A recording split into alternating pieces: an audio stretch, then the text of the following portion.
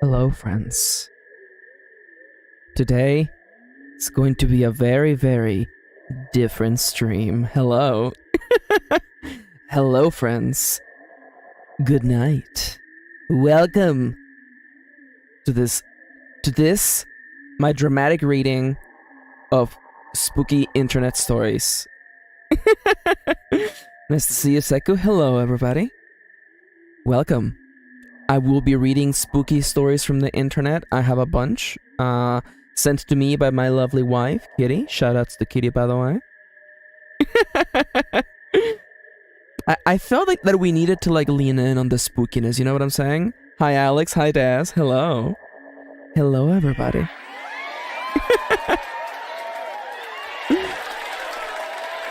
Hell yeah. I didn't realize the redeem would be right over my face, but whatever, it's fine. Hello, people who don't know me, also people from the future, hello. The name is Maxi, my pronouns are they, them, and this is going to be my spooky stream. I'm going to be reading creepypastas, scary spaghettis, maybe even gruesome gnocchis. Oh, don't apologize, Pixel, you're good, you're good. So yeah, the plan for today is to be reading a lot of spooky stories. I am going to be doing my best to do a dramatic read. Gnocchi is a type of pasta. It's a type of pasta that is very, very tasty. It looks like grubs. They're very, very tasty. Very good. Gnocchi is very, very good. I might have called it gnocchi.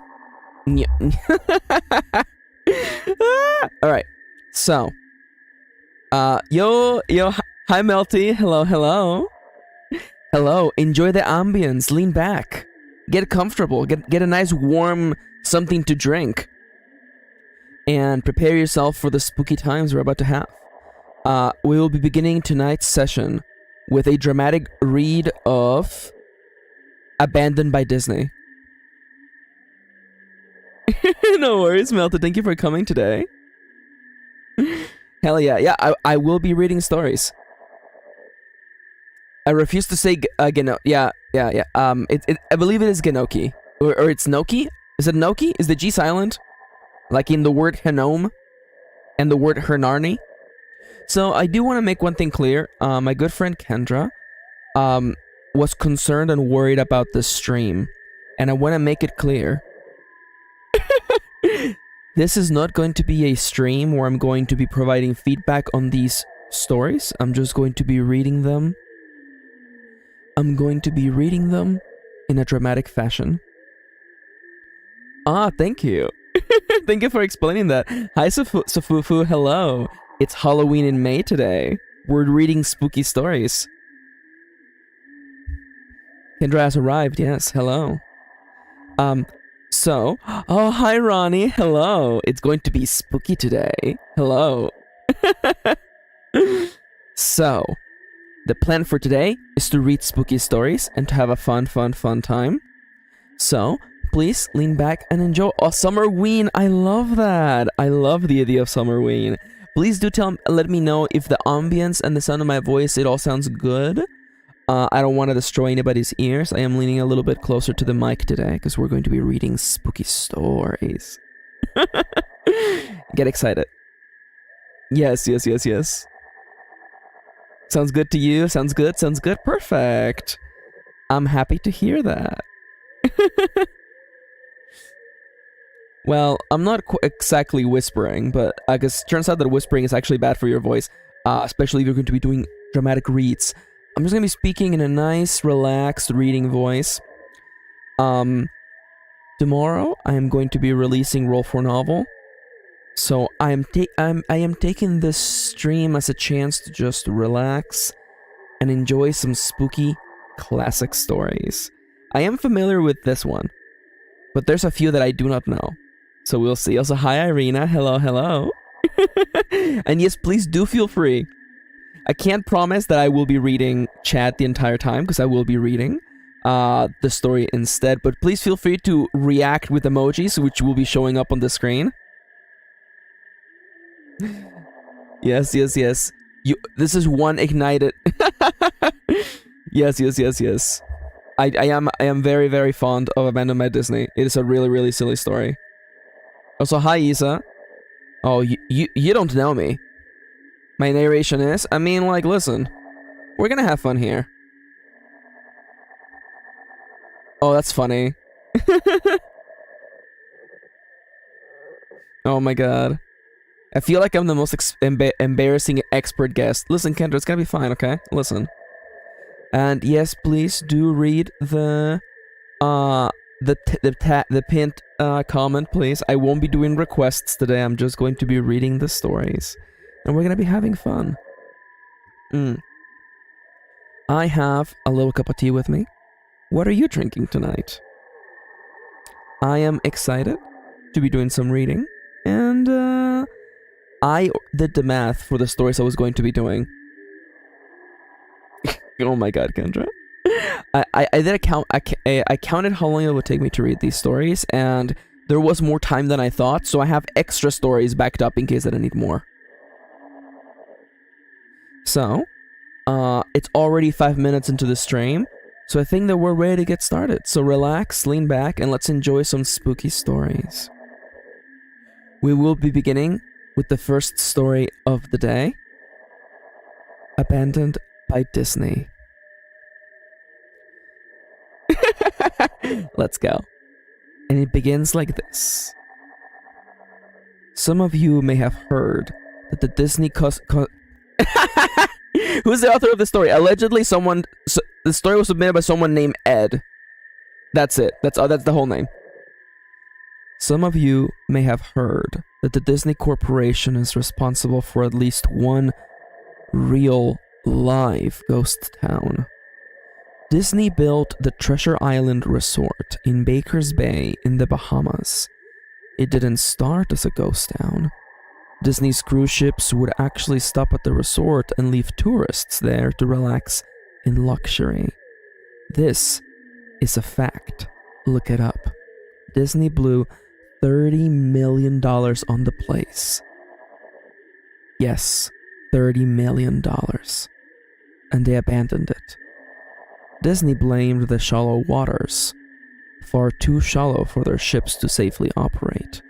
And there was even blame cast on the workers, saying that since they were from the Bahamas, they were far too lazy to work a regular schedule. That's where the factual nature of this story ends. It wasn't because of sand, and it obviously wasn't because foreigners are lazy. Both are convenient excuses. No. I sincerely doubt those reasons were legitimate. Why don't I buy this official story? Because of Mowgli's palace. Near the beachside city of Emerald Isle in North Carolina, Disney began construction of Mowgli's palace in the late 1990s. The concept was a jungle-themed resort with a large, you guessed it, palace in the center of the whole thing. If you're unfamiliar with the character of Mowgli, then you might better remember the story The Jungle Book. If you haven't seen it anywhere else, you would know it as a Disney cartoon from decades past. Mowgli is an abandoned child in the jungle, essentially raised by animals and simultaneously threatened and pursued by other animals. Mowgli's palace was a controversial undertaking from the start. Disney bought up a ton of high-priced land for the project, and there was actually a scandal surrounding some of the purchases. The local government claimed eminent domain on people's homes, then turned around and sold the properties to Disney. At one point, a home that had just been constructed was immediately condemned with little to no explanation. The land grabbed by the government was supposedly for some fictional highway project. Knowing full well what was going on, people started calling it the Mickey Mouse Highway. Then, there was the concept art. A group of stuffed shirts from Disney Corporation actually held a city meeting. They intended to sell everyone on how lucrative this project was going to be for everyone. When they showed the concept art, the gigantic Indian palace surrounded by jungle, staffed with men and women in loincloths and tribal gears, well, suffice to say, everyone flipped their shit. We're talking about a large Indian palace, jungle, and loincloths not only in the center of a relatively wealthy area, but also a somewhat xenophobic area of southern USA. It was a questionable mix at that point in history. One member of the crowd tried to storm the stage, but he was quickly subdued by security after he managed to break one of the presentation boards over his knee. Disney took that community and essentially broke it over its knee as well. The houses were razed, the land was cleared, and there wasn't a damn thing that anyone could do or say about it. Local TV and newspapers were against the resort at the beginning, but some insane connection between Disney's media holdings and the local venues came into play, and their opinions were turned on a dime. So anyway, Treasure Island, the Bahamas, Disney sunk those millions in and then split. The same thing happened with Mowgli's Palace. Construction was complete. Visitors actually stayed at the resort. The surrounding communities were flooded with traffic and with the usual annoyances associated with an influx of lost and irate tourists. Then, it all stopped. Disney shut it down and nobody knew what the hell to think. But they were pretty happy about it. Disney's loss was pretty hilarious and wonderful to a large group of folks who didn't want this in the first place. I honestly didn't give the place another thought since hearing it closing over a decade ago. I lived maybe 4 hours from Emerald Isle, so I really only heard the rumblings and didn't experience any of it firsthand.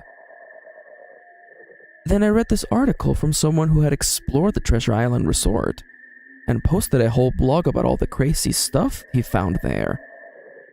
Shit just left behind.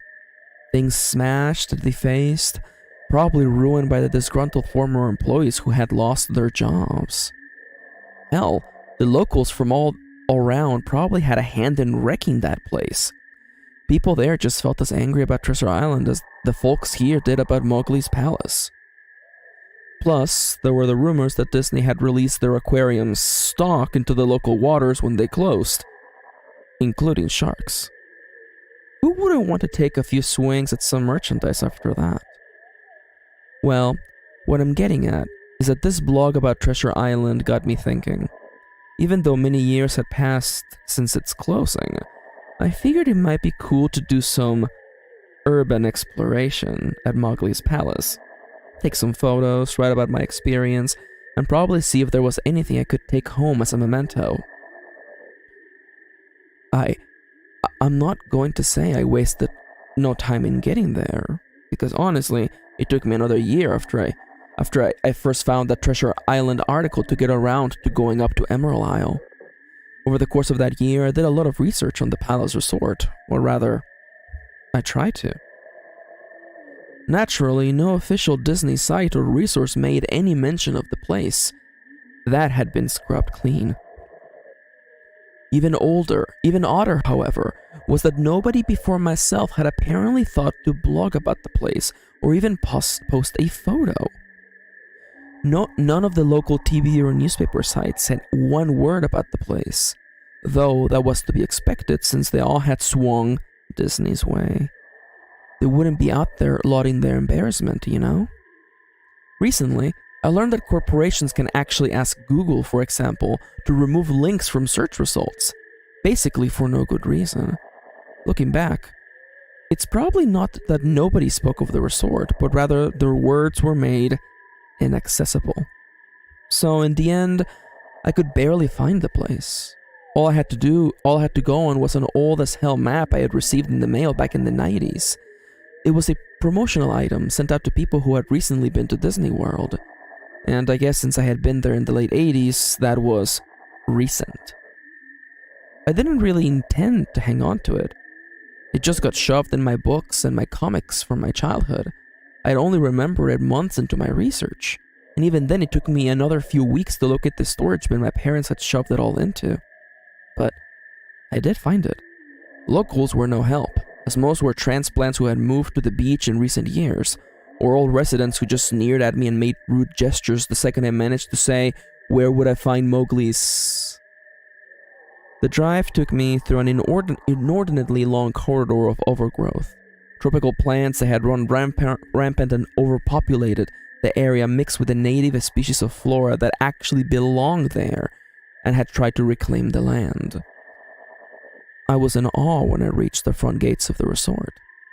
Tremendous, monolithic wooden gates whose supports to either side looked like they must have been cut from giant sequoias.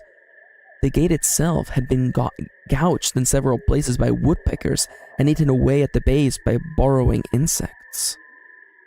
Hanging on the gate was a sheet of metal, some random scrap, with hand-painted letters scrawled in black.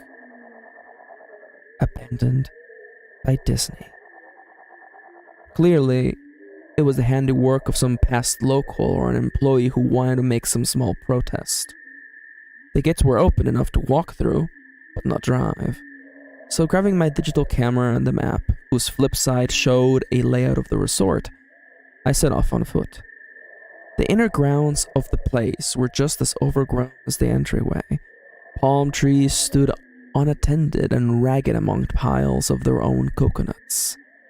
Banana plants similarly stood in their own stinking, bug-riddled refuse. There was this sort of clash between order and chaos, as carefully painted rows of perennial flowers painted with obnoxious tall weeds and stinking, blackened mushrooms. All that remained of any outdoor structures were broken, rotting wood and various charred bits of unidentifiable material. What was most likely an informational booth or an outdoor bar was now simply a pile of assorted debris chopped up by past vandalism and ravaged by weather. The most interesting thing on the grounds was a statue of Baloo, the friendly bear from the Jungle Book, which stood in a sort of courtyard in front of the main building. He was frozen in a jovial wave towards no one, staring into empty space with a silly, toothy grin, as bird shit covered whole swaths of his fur and vines ensnared his platform.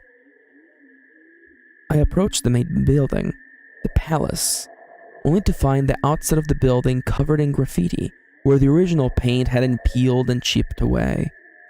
The front doors weren't just open. They had been taken off their hinges and were stolen. Above the front doors, or the gaping maw where they had been, someone had once again painted, "Abandoned by Disney." I wish I could tell you about all the other awesome stuff I saw inside the palace. Forgotten statues, abandoned cash registers, a full-fledged secret society of homeless bums. But no. The inside of the building was so stark, so bare, that I actually think people had stolen the molding off the walls. Anything that was too big to steal, counters, desks, giant fake trees, they were all resting amid this empty echo chamber that amplified my every step, like a slow rat-tat-tat of a machine gun. I checked the floor plan and headed to all the locations that might seem in any way interesting. The kitchen was, as you would imagine, an industrial food prep area with all the appliances and space. No expenses spared. Every glass surface was broken, every door knocked off its hinges, every metal surface kicked and dented. The entire place smelled like very old piss. The huge freezer, not even remotely cool now, had row upon row of empty shelf space. Hooks hung from the ceiling, probably for hanging cuts of meat, and as I stood inside for a moment, I noticed they were swinging. Each hook swung in a random direction, but their movements were so slow and small that it was almost impossible to see. I figured it had been caused by my footsteps, so I stopped one from swinging by clutching at it with my fist, then carefully letting it go. But within seconds, it started to swing once more. The bathrooms were in much the same state as the rest of the place, just like the Treasure Island resort. Someone had methodically smashed every porcelain commode with coconuts and other implements. There was about a half-inch of rancid, stinking, stagnant water on the floor. So I didn't stay there for very long. It's odd. What's odd is that the toilets and the sinks and the bidets in the ladies' room, yes, I went there, all dripped, leaked, and just ran freely. It seemed to me that they should have just shut the water a long time ago. There were plenty of rooms in the resort, but naturally I didn't have time to look through them all. The few I did peer into were similarly wrecked, and I didn't expect to find anything else. I thought there was actually a television or radio in one room, as I really think I heard a quiet conversation coming out. Though it was a whisper, probably my own breathing echoing in the silence. Just as another case of the sound of flowing water playing tricks on the mind, this is what it sounded like. I didn't believe it. Followed by a short unknown reply. I didn't know that. I didn't know that. Your father told you. An unknown reply, or possibly just weeping. I know, it sounds ridiculous. I'm just telling you what I experienced, why I thought there might have been something running in that room, or worse, some vagrants who had holed up in there and probably would have knifed me. In front of the doors of the palace again, I figured I hadn't found anything of note and had wasted the trip up. As I looked out the door, I noticed something interesting in the courtyard that I had apparently missed. Something that would give me at least one thing to show off for all my trouble. Even if it was just a photograph.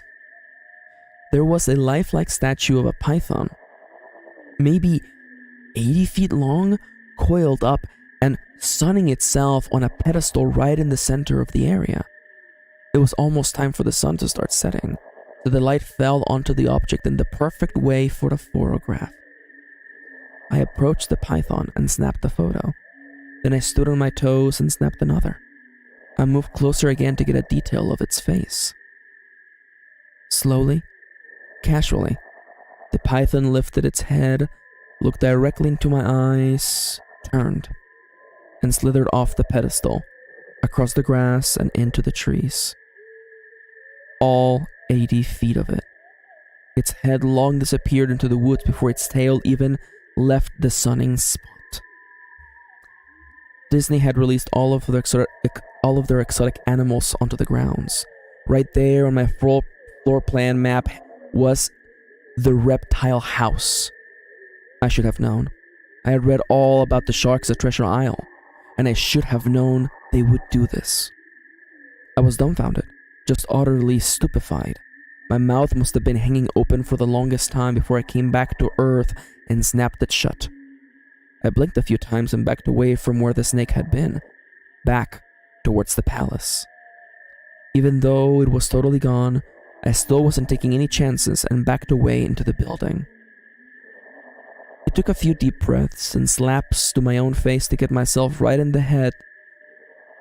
After that, I looked for a place to sit down, as my legs were feeling a bit like jelly at this point. Of course, there was no place to sit down unless I wanted to recline in the broken glass and dead leaf carpet or hole myself up on a desk of questionable reliability. I had seen some stairs near the palace hobby and decided to go have a seat there until I felt better. The staircase was far away. The staircase was far away from the front of the building to be relatively clean, save for a startling accumulation of dust. I pulled a wedge of metal off the wall, once again painted with the words, "Abandoned by Disney," the motto I had become accustomed to. I placed the wedge on the stairs and sat on it to keep at least somewhat clean. The stairway led downward, below ground level. Using my camera flash as a sort of improvised flashlight, I could see that the staircase ended in a metal mesh door with a padlock. A sign on the door. A real sign. It read, "Mascots only. Thank you." This perked up my spirits a little bit, for two reasons. One, a mascots only area would have definitely had some interesting stuff back in the day. Two, The padlock was still in place. Nobody had gone down there. Not the vandals, not the looters. Nobody. This was the one place I could actually explore and perhaps find something interesting to photograph or wanton steal. I had come to the palace essentially agreeing with myself that it was okay to take anything I wanted because, hey, it was abandoned.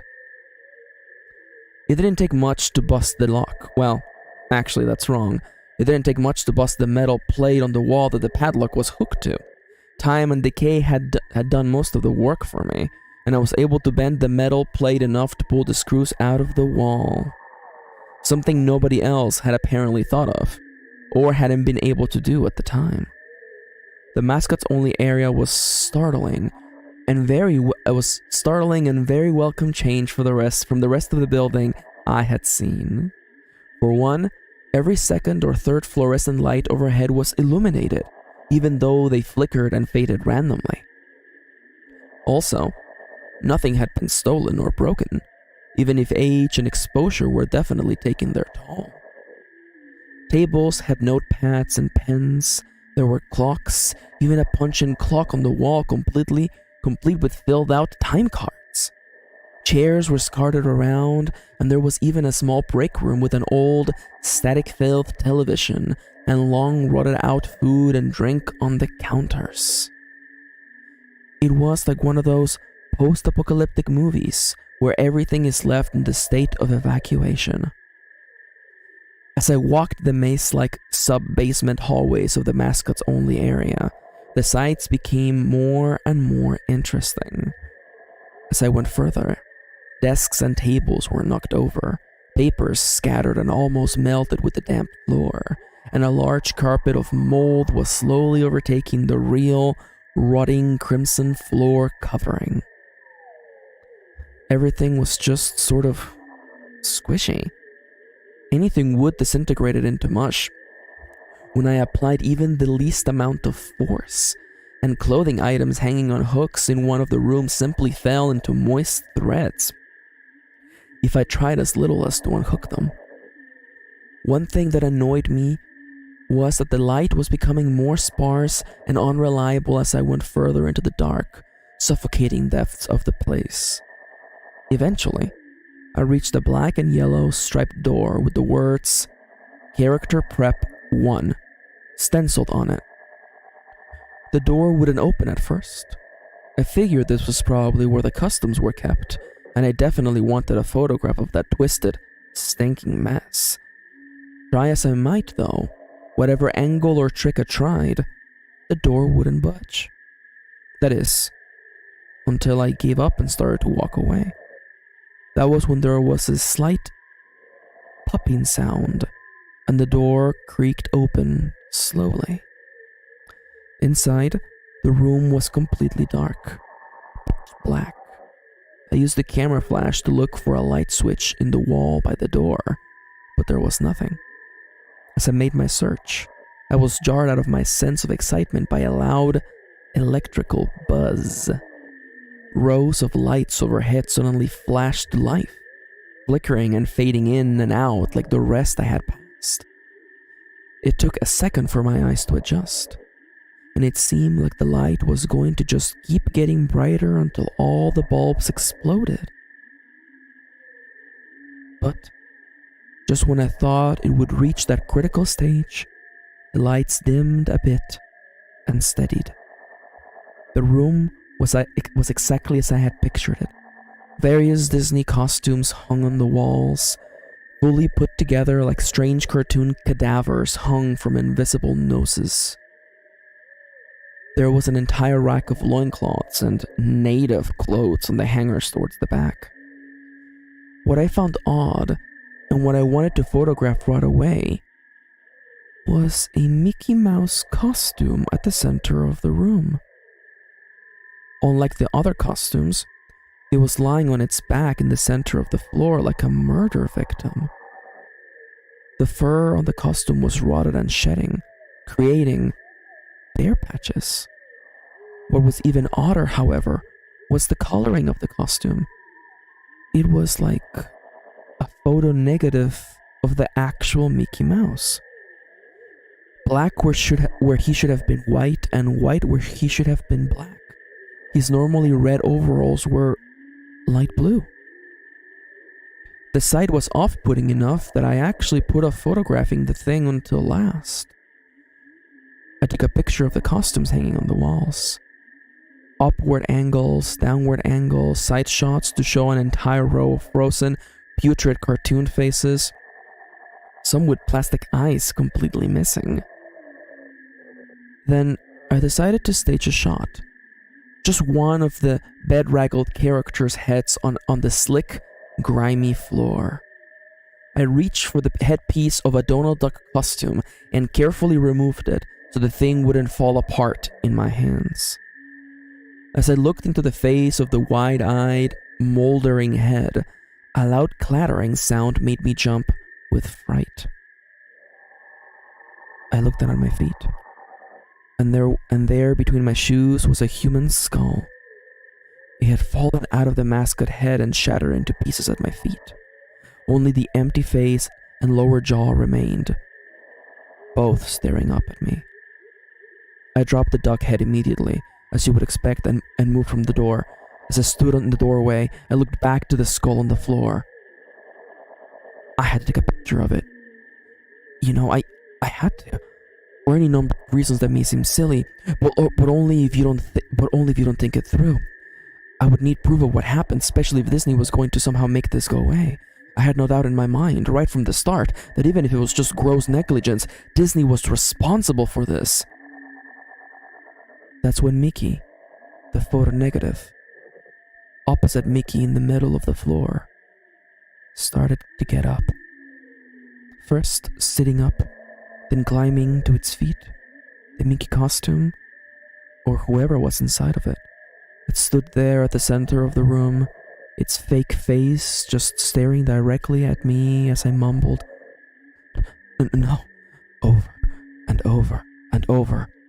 With shaking hands, a violently thrashing heart, and legs that had once again turned to jelly, I managed to lift the camera and aim it at the opposite creature, now quietly sizing me up.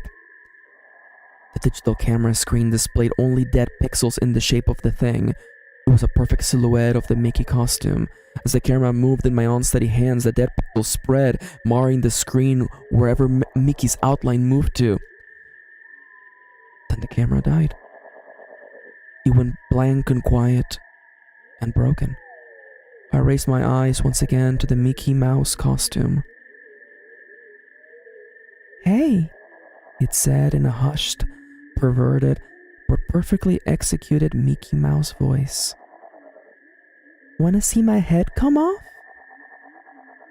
It started to pull at its own head, working its clumsy, glove-clad fingers around its neck with clawing, impatient movements similar to a wounded man trying to pull himself free out of a predator's jaws. As it worked its digits around its neck, so much blood, so much thick, chunky, yellow blood. I turned away as I heard a sickening tearing of cloth and flesh. I only cared about getting away. Above the doorway out of this room, I saw the final message clawed into the metal with bone and fingernails. Abandoned by God. I never got the pictures out of the camera. I never wrote the blog entry about it. After I ran from that place, fled for my sanity, if not my very life. I knew what Disney didn't want anyone to know about this place. They didn't want anyone like me getting in. They didn't want anything like that getting out.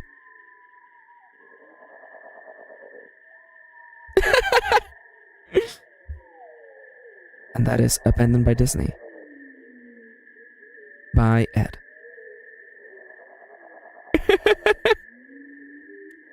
I do want to say, I want to give the biggest shout outs to Seku, by the way, who I saw your comment halfway through me reading it. Can't wait until we get to the bite of 87, and I was dying. You have no idea how hard I tried not to break in the middle of that. So who here hasn't read that story? Who here heard this story for the first time just now?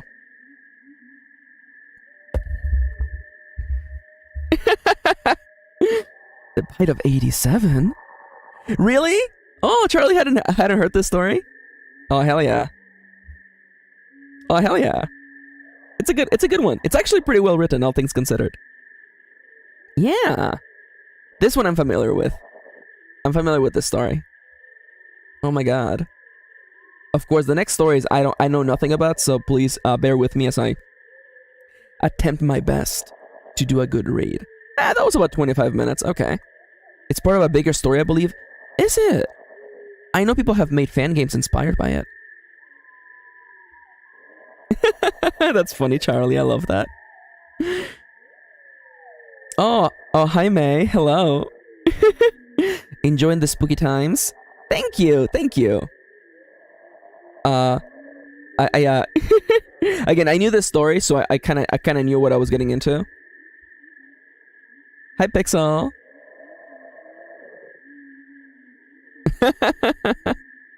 Okay, so that was actually right on time. It was like 20 to 26 minutes. Okay, so we're probably gonna read a lot more stories then, because I am reading about the speed that I thought I would. I was worried that maybe I would read slower or read faster. Oh, you have his Patreon? Oh, then hell yeah, absolutely. Kendra says, do we want to boost creators' info if we can find it? Yeah, please feel free to share Ed's Patreon, the person who wrote Abandoned by Disney. Absolutely. Post it in the chat. I will be now moving to a story that was recommended, The Russian Sleep Experiment. I have not read this one either. Or I have not read this one. But we'll see where we go. It doesn't have a byline, so we'll see. So I want to say. Oh yeah. So there is in fact I think several people brought it up, Alex. Kitty's the one. Kitty wanted me to read The Russian Sleep Experiment. So, you know, that's half the reason why it's here. Yeah, so as it says in the pinned comment, you know, viewer discretion is advised, by the way. I do really appreciate the chatters warning people about what's in there. True warnings are very much appreciated. Thank you. I am gonna get up from my chair for 1 second, and then we are gonna start reading this story. So get excited. Honestly, Abandoned by Disney was actually really, really good. There was really only one typo, actually. There was a typo where instead of BY, it was BUY. And that's like the only typo that I spotted in reading. It was fun. This is giving me a lot of ideas for writing horror, so I really appreciate you all tagging along with me for this fun experience. And I really thought of doing like a Mickey Mouse impression, but I feel like it would have like broken like I don't feel my Mickey Mouse is that good.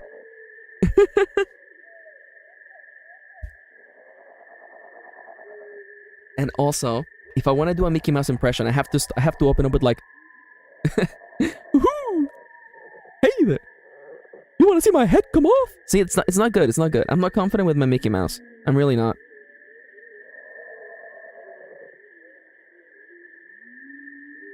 All right. I completely forgot that a skull fell out of Donald Duck's head, by the way.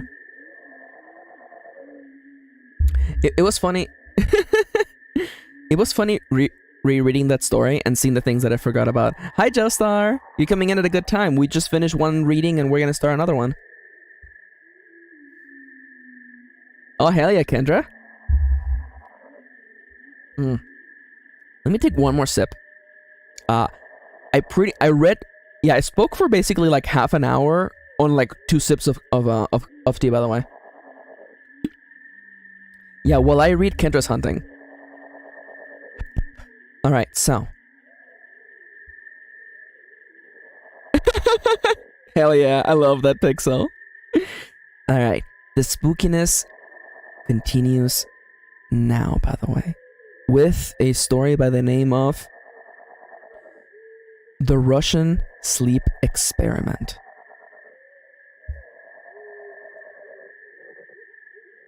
Also, I'm just saying, okay, you know what? Yeah, if we get Kendra says that if we get $100, Kendra will share their creepypasta.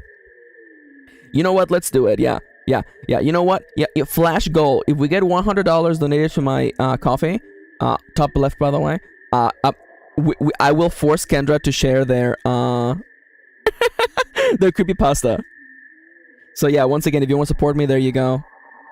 There's the number. There's the number you can call. Wait, what do you mean? In theirs? You know what? It's fine. You know what? It's fine. Anyways.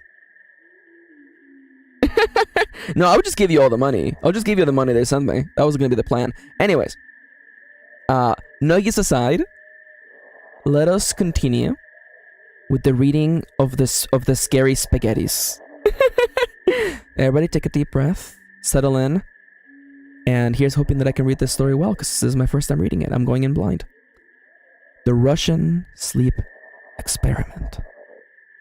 Russian researchers in the late 1940s kept 5 people awake for 15 days using an experimental gas-based stimulant. They were kept in a sealed environment to carefully monitor their oxygen intake so the gas didn't kill them, since it was toxic in high concentrations. This was before closed-circuit cameras, so they had only microphones and 5-inch thick glass porthole-sized windows into the chambers to monitor them. The chamber was stocked with books, cots to sleep on, but no bedding, running water and toilet, and enough dried food to last all 5 for over a month. The test subjects were political prisoners deemed enemies of the state during World War II. Everything was fine for the first 5 days. The subjects hardly complained, having been promised falsely that they would be freed if they submitted to the test and did not sleep for 30 days. Their conversations and activities were monitored, and it was noted that they continued to talk about increasingly traumatic incidents in their past. And the general tone of their conversations took on a darker aspect after the 4-day mark. After 5 days, they started to complain about the circumstances and events that led them to where they were, and started to demonstrate severe paranoia. They stopped talking to each other and began alternatively whispering into the microphones and one-way mirrored portholes. Oddly, they all seemed to think they could win the trust of the experimenters by turning over their comrades, the other subjects in captivity with them. At first, the researchers suspected this was an effect of the gas itself. After 9 days, the first of them started screaming. He ran the length of the chamber, repeatedly yelling at the top of its lungs for 3 hours straight. He continued attempting to scream, but was only able to produce occasional squeaks. The researchers postulated that he had physically torn his vocal cords. The most surprising thing about this behavior is how the other captives reacted to it. Or rather, how they didn't react to it. They continued whispering to the microphones until the second of the captives started to scream. The 2 non-screaming captives took the books apart, smeared page after page with their own feces, and plastered them calmly over the glass portholes. The screaming promptly stopped. So did the whispering to the microphones. After 3 more days passed, the researchers checked the microphones hourly to make sure they were working, since they thought it impossible that no sound could be coming with 5 people inside. The oxygen consumption in the chamber indicated that all 5 must still be alive. In fact, it was the amount of oxygen 5 people would consume at a very heavy level of strenuous exercise. On the morning of the 14th day, the researchers did something they said would not do to get a reaction from the captives. They used the intercom inside the chamber, hoping to provoke any response from the captives they were afraid were either dead or vegetables. The researchers announced, "We are opening the chamber to test the microphones. Step away from the door and lie flat on the floor, or you will be shot. Compliance will earn you your immediate freedom." To their surprise, they heard a single phrase in a calm voice respond. "We no longer want to be freed." Debate broke out among the researchers and the military forces in funding the research. Unable to provoke any more responses in the intercom, it was finally decided to open the chamber at midnight on the 15th day. The chamber was flushed of the stimulant gas and filled with fresh air, and immediately voices from the microphones began to object. 3 different voices began begging, as if pleading for the life of loved ones to turn the gas back on. The chamber was opened, and soldiers sent in to retrieve the test subjects. They began to scream louder than ever, and so did the soldiers when they saw what was inside. 4 of the 5 test subjects were still alive, though no one could rightfully call the state that any of them were in life. The food rations past day 5 had not been so much as touched. There were chunks of meat from the dead test subjects' thighs and chests stuffed into the drain in the center of the chamber, blocking the drain and allowing 4 inches of water to accumulate on the floor. Precisely how much of the water on the floor was actually blood was never determined. All 4 surviving test subjects also had large portions of muscle and skin torn away from their bodies. The destruction of flesh and exposed bone in their fingertips indicated that the wounds were inflicted by hand, not with teeth as the researchers initially thought. Closer examination of the position and angles of the wounds indicated that most of it, if not all of it, was self-inflicted.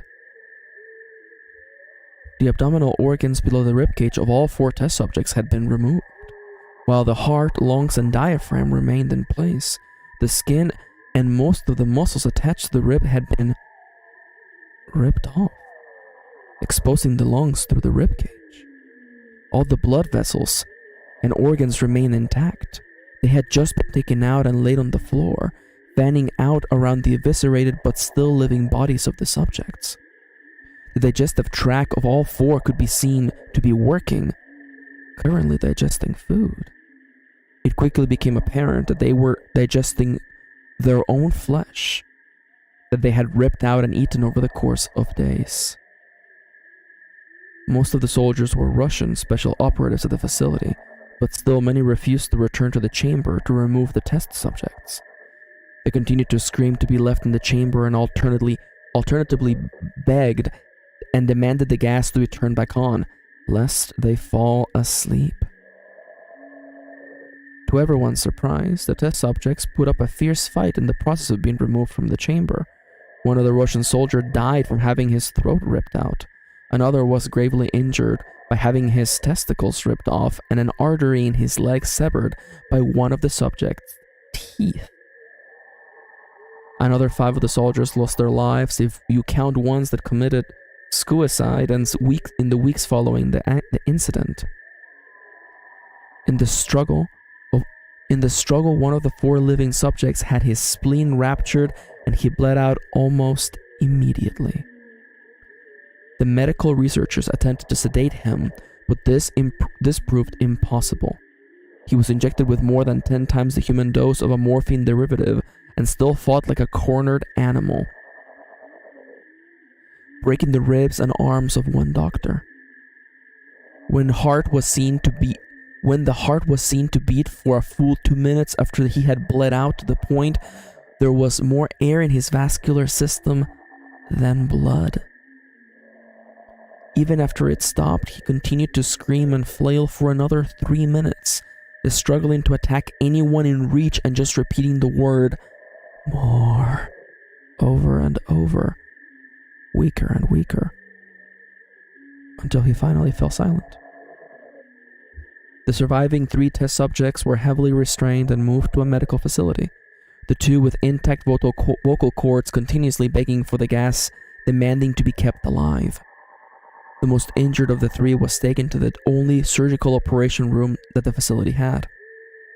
In the process of preparing the subject to have his organs placed back within his body, it was found that he was effectively immune to the sedative they had given him to prepare him for the surgery. He fought furiously against his restraints when the anesthetic gas was brought out to put him under. He managed to tear most of the way through a 4-inch white leather strap on one wrist, even through the weight of a 200-pound soldier holding that wrist as well. It took only a little more anesthetic than normal to put him under, and the instant his eyelids fluttered and closed, his heart stopped. In the autopsy of the test subject that died on the operating table, it was found that his blood had tripled the normal levels of oxygen. His muscles that were still attached to his skeleton were badly torn and had broken 9 bones in his struggle to not be subdued. Most of them were from the force his own muscles had exerted on them. The second survivor had been the first of the group of 5 to start screaming. His vocal cords were destroyed as he was unable to beg or object to the surgery, and he only reacted by shaking his head violently in disapproval when the anesthetic gas was brought near him. He shook his head yes when someone suggested reluctantly that they try the surgery without anesthetic, and did not react for the entire 6-hour procedure of replacing his abdominal organs and attempting to cover them with what remained of his skin. The surgeon proceeding stated repeatedly that it should be medically impossible for the patient to still be alive. One terrified nurse assisting the surgery stated that she had seen the patient's mouth curl into a smile several times whenever his eyes met hers. When the surgery ended, the subject looked at the surgeon and began wheezing loudly, attempting to talk while struggling. Assuming this must be something of drastic importance, the surgeon had a pen and pad fetched so that the patient could write his message. It was a simple 2 words. Keep cutting. The other 2 test subjects were given the same surgery, both without anesthetic as well, although they had to be injected with a paralytic for the duration of the operation. The surgeon found it impossible to perform the operation while the patients laughed continuously. Once paralyzed, the subjects could only follow the attending researchers with their eyes. The paralytic cleared their system in an abnormally short period of time, and they were soon trying to escape their bounds. The moment they could speak, they were once again asking for the stimulant gas. The researchers tried asking why they had injured themselves, why they had ripped out their own guts, and why they wanted to be given the gas again. Only one response was given. I must remain awake. All 3 subjects' restraints were reinforced and they were placed back into the chamber, awaiting determination as to what should be done with them. The researchers, facing the wrath of their military benefactors for having failed the stated goals of their project, considered euthanizing the surviving subjects. The commanding officer, an ex-KGB, instead saw potential and wanted to see what would happen if they were put back on the gas. The researchers strongly objected, but they were overruled. In preparation for being sealed in the chamber again, the subjects were connected to EEG monitors and had their restraints padded for long-term confinement. To everyone's surprise, all 3 stopped struggling the moment it was let slip that they were going back in the gas. It was obvious at this point that all 3 were putting up a great struggle to stay awake. One of the subjects that could speak was humming loudly and continuously. The mute subject was straining his legs against the leather bounds with all his might, first left, then right, then left again for something to focus on. The remaining subject was holding his head off his pillow and blinking rapidly. Having been the first to be wired for EEG, most of the researchers were monitoring his brain waves in surprise. They were normal most of the time, but sometimes they flatlined inexplicably. It looked as if he were repeatedly suffering brain dead before returning to normal. As they focused on paper scrolling out of the brainwave monitor, only one nurse saw his eyes slip shut at the same moment as his head hit the pillow. His brainwaves immediately changed to that of deep sleep. then flatlined for the last time as his heart simultaneously stopped. The only remaining subject that could speak started screaming to be sealed in now. His brainwaves showed the same flat lines as one who had just died from falling asleep. The commander gave the order to seal the chamber with both subjects inside, as well as 3 researchers. One of the named 3 immediately drew his gun and shot the commander point blank between the eyes, then turned the gun on the mute subject and blew his brains out as well. He pointed his gun at the remaining subject. It still strained to the bed as the remaining members of the medical and research team fled the room. "I won't be locked in here with these things. Not you," he screamed at the man strapped to the table. "What are you?" he demanded. "I must know." The subject smiled. "Have you forgotten so easily?" The subject asked. "We are you. We are the madness that lurks within you all, begging to be free at every moment in your deepest animal mind. We are what you hide from you or from in your beds every night. We are what you sedate into silence and paralysis when you go to the nocturnal haven where we cannot tread." The researcher paused, the name that the subject's heart and fired. The EEG flatline as the test subject weakly choked out. "So, nearly free."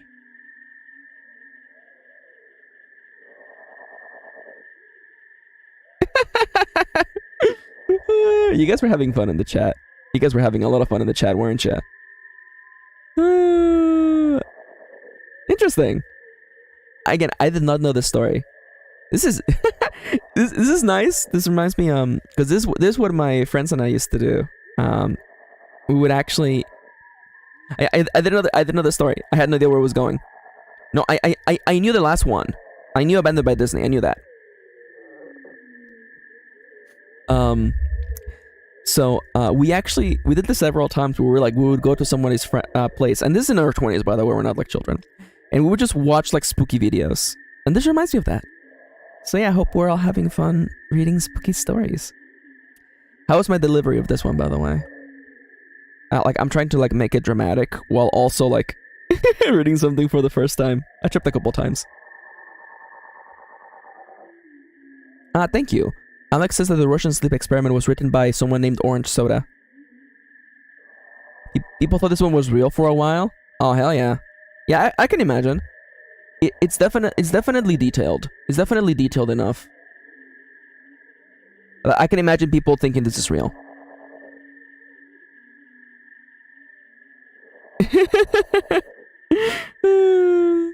I'm not posting during the readings because I'm reading at the same time. Okay. Oh no, then Alex can see me. Alex can see me whenever I do a little bit of editorializing it. So sometimes I do add a word here or there just to make sentences flow better. Also, by the way, Chips, I saw you coming in the middle of me reading that. I love you, Chips. And I hope you're feeling better. Love you.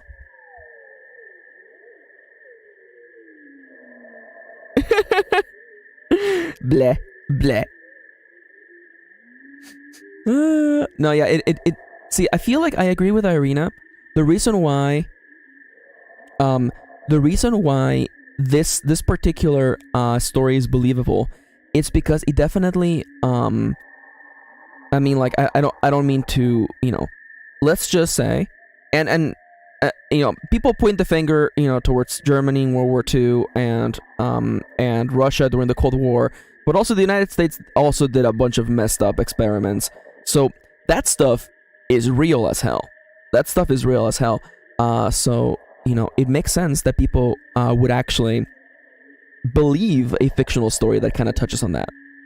That, to me, that makes sense. I can, because it has just enough truth in it that it's believable.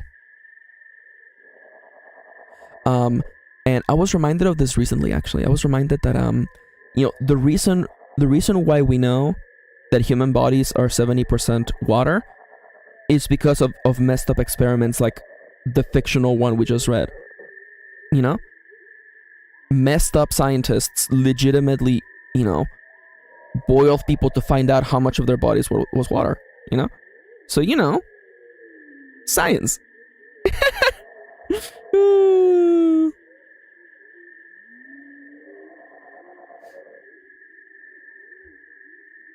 Yeah, I do definitely agree. I agree with Melty. Elaborate on that. Look it up. Look it up. I definitely, you know, if we were to do a little bit, I promise I wasn't gonna do like analyzing of the stories. But I definitely do feel like I felt like the Russian sleep experiment, you know, as because it's not supposed to be a story. It's not presenting itself like fiction. It's presenting itself like a real thing that might have happened. So I feel like the obfuscation of certain information is like necessary to do that. But it definitely, if we look at it as a story itself, it's missing a little bit of oomph for me. It's missing a little bit of oomph. On fiction, yeah. Yeah, that's fair. It's missing a little bit of oomph for me. But nonetheless. Yeah. See, Irina makes a good point here. Alright, so we're moving on to the next one. I was told that that if I was going to be doing creepypastas, I have to read Dead Bart. So we're going to be reading Dead Bart next, by the way. I don't know who wrote this one.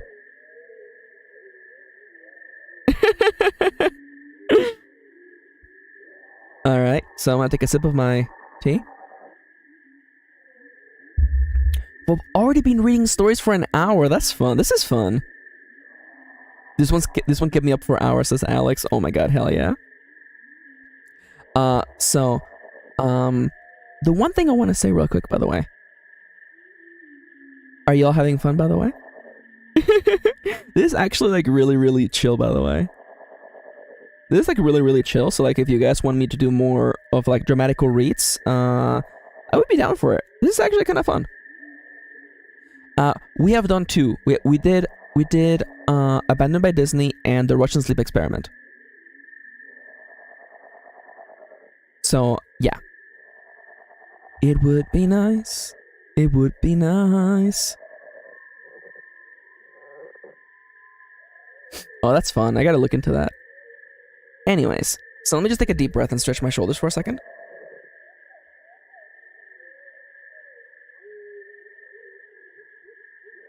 Oh, hell yeah, Arena, thank you.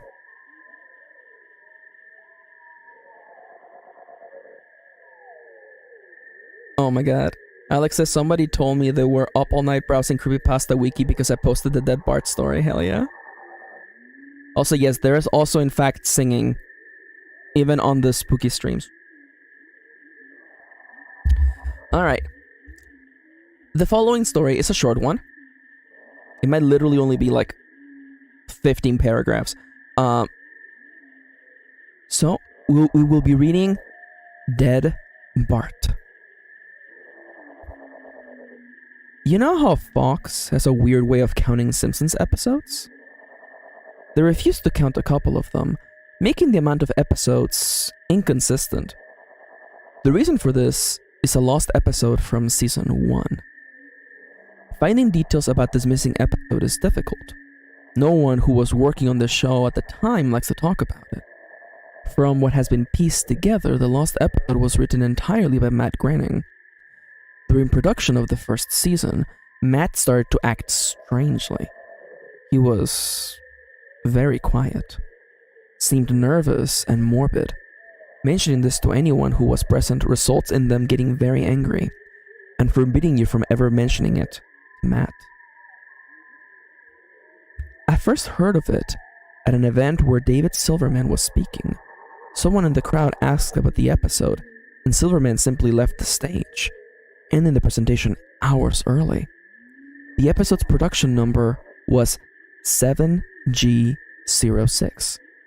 The title was Dead Bart. The episode labeled 7G06, Moaning Lisa, was made later and given Dead Bart's production code to hide the latter's existence. In addition to getting angry, Asking anyone who was on the show about this will cause them to do everything they can to stop you from directly communicating with Matt Groening. At a fan event, I managed to follow him after he spoke to the crowd, and eventually had a chance to talk to him alone as he was leaving the building. He didn't seem upset that I had followed him, probably expected a typical encounter with an obsessive fan. Though when I mentioned the lost episode, all color drained from his face, and he started trembling. When I asked him if he could tell me any details, he sounded like he was on the verge of tears. He grabbed a piece of paper, wrote something on it, and handed it to me. He begged me to never mention the episode ever again. The piece of paper had a website address on it. I would rather not say what it was, for reasons you will see in a second. I entered the address into my browser, and I came to a site that was completely black, except for a yellow line of text. A download link. I clicked on it, and a file started downloading. Once the file was downloaded, my computer went crazy. It was the worst virus I had ever seen. System restore didn't work. The entire computer had to be rebooted. Before doing this though, I copied the file onto a CD. I tried to open it on a new empty computer, and as I suspected, there was an episode of The Simpsons on it. The episode started off like any other episode, but had very poor quality animation. If you've seen the original animation for Some Enchanted Evening, it was similar but less stable. The first act was fairly normal, but the way the characters acted was a little off. Homer seemed angrier, Marge seemed depressed, Lisa seemed anxious, and Bart seemed to have a genuine fear and hatred for his parents. The episode was about the Simpsons going on a plane trip. Near the end of the first arc, the plane was taking off. Bart was fooling around, as you would expect. However, the plane was about 50 feet off the ground. Bart broke a window on the plane and was sucked out. At the beginning of the series, Matt had an idea that the animated style of the Simpsons world represented life, and that death turned things more realistic. This was used in this episode. The picture of Bart's corpse was barely recognizable. They took full advantage of it, not having to move, and made an almost photorealistic drawing of its dead body. Act 1 ended with the shot of Bart's corpse. When Act 2 started, Homer, Marge, and Lisa were sitting at their table crying.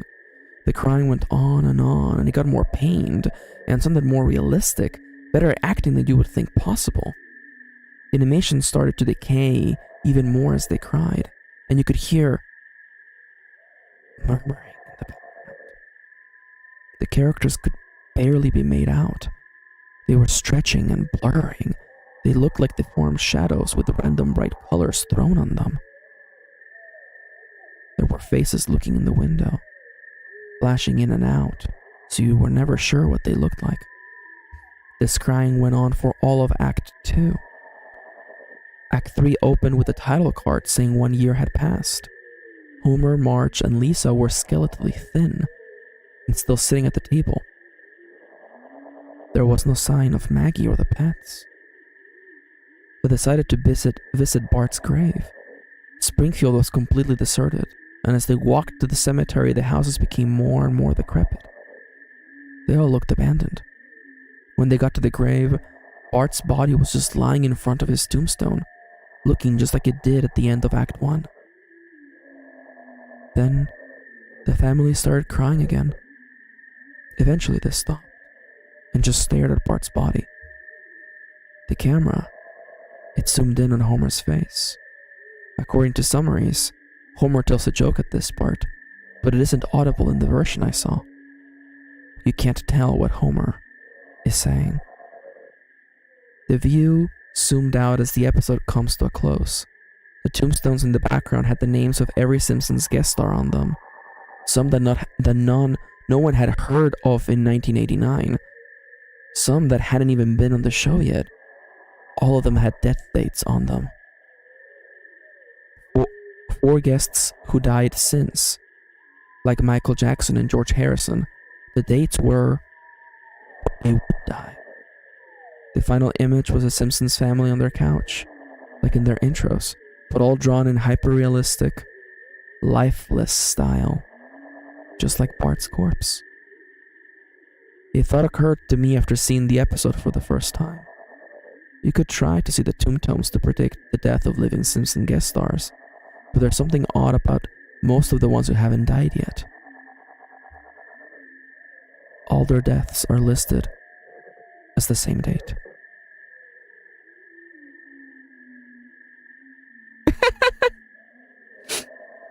Spooky. Okay, honestly, so that one's really short. That's a nice little. That's actually a nice little twist. I was wondering where this was going. That's actually a nice little twist. I have to say. That was actually. Oh, I love when the little ghosts show up on screen. Little ghosties. I honestly, legitimately, not even kidding. That's actually a good twist. That is creepy. So, is this? Because I guess we're doing a little bit of feedback now. It's short. It's short and to the point, which I really appreciate. One of the segments that's in it that actually makes it feel more believable, by the way, is and I quote, the camera zoomed in on Homer's face. According to the summaries, Homer tells a joke at this part, but it isn't audible in the version I saw. You can't tell what Homer is saying. This little bit of inconsistent information adds to it gives it more believability. It adds to the lore that this video has been going around and people have seen it, and there is like conflicting information of what's on it. And even though we have a first-person account of the story, all the information is not entirely there, because this is clearly like a recapturing of the episode that has been moved around. Probably the most unbelievable part of the story is the fact that Matt Groening would just like hand this person the name of the website, That's the part that's a little bit kind of silly, but yeah. And the production code, yeah, it's interesting. I do kind of say, I agree with Melty. Kind of like the vague ending, no jump scares, no power cuts, no viewer addressing. Very refreshing, to be honest. I gotta say, like, that last little line is really, really good. I know that, like, Seiko immediately jumped to, like, the apocalypse, but to me, is it a disaster? Is it some sort of, like, forgive me for saying it like this, but kind of like a 9/11 kind of thing, Yeah, and also, I will also say that Alex is correct. It is a little bit silly that, like, I downloaded this and it bricked my computer, but thankfully I was able to burn it onto a CD. That's the part where I'm just kind of like, okay.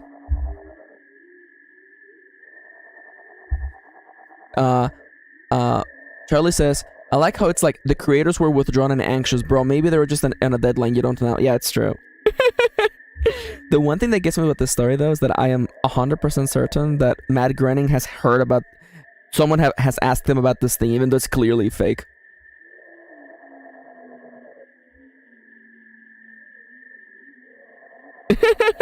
He doesn't say Daz. I feel like that's part of the joke. Hi, Siska. Hello. We're doing spooky stories. I just finished Dead Bart.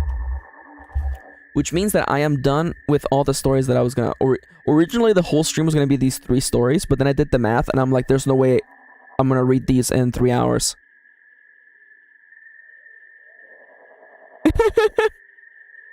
I don't think they would ever do that, Alex. I'm not gonna lie. I don't think they would ever do that. Also, I do want to say, by the way, I did in fact purposefully mispronounce the word esquicide on purpose, by the way. Yeah, Kitty found me more stories, by the way. Kitty, which one should I read? I mean, like, okay, you know what? We'll do a quick one, okay? I'll do a dramatic read of this one, this is literally like 2 minutes, okay? I'm gonna do a dramatic read of... There you go. I'm gonna do a dramatic read of Who Was Found. Let me move this text a little bit. I feel like it's a little bit too close to the chat. There you go. There you go. I'm gonna do... This is literally like 30 seconds, by the way. I'm gonna do a dramatic read of Who Was Phone. Okay. So basically, it's like this. You are at a friend's house for the night, and when you guys are making out on the couch, yeah, and then like, her dad calls on the phone and says, no, she likes it more if you use the other hand. Yeah. And you're all like, oh dude, your dad is trying to give me advice on how to diddle you. And then she's like, I don't have a dad. Or whatever. But what? Who was phone? I tried saving it. I tried saving it so bad. I tried saving it. I tried saving it so bad. Who was phone? Who was phone? Who was phone? Thank you, Alex. Thank you for getting us some data. All right, so that's Who Was Phone. Okay. You know what? I guess this one is also short. Because there's a couple that are long. Wait a minute, where did I put? Wait a minute. Oh, okay. I do have because I do want to read Ben Drowned, but I feel like this one might take like a little bit, so I want to do a couple short ones first. Okay, but Who Was Phone though? I know. That's the scary part, isn't it? Who was phone? I have another classic here, by the way. Here's another classic short one, by the way. Let me go edit the title, by the way. Just a classic short one.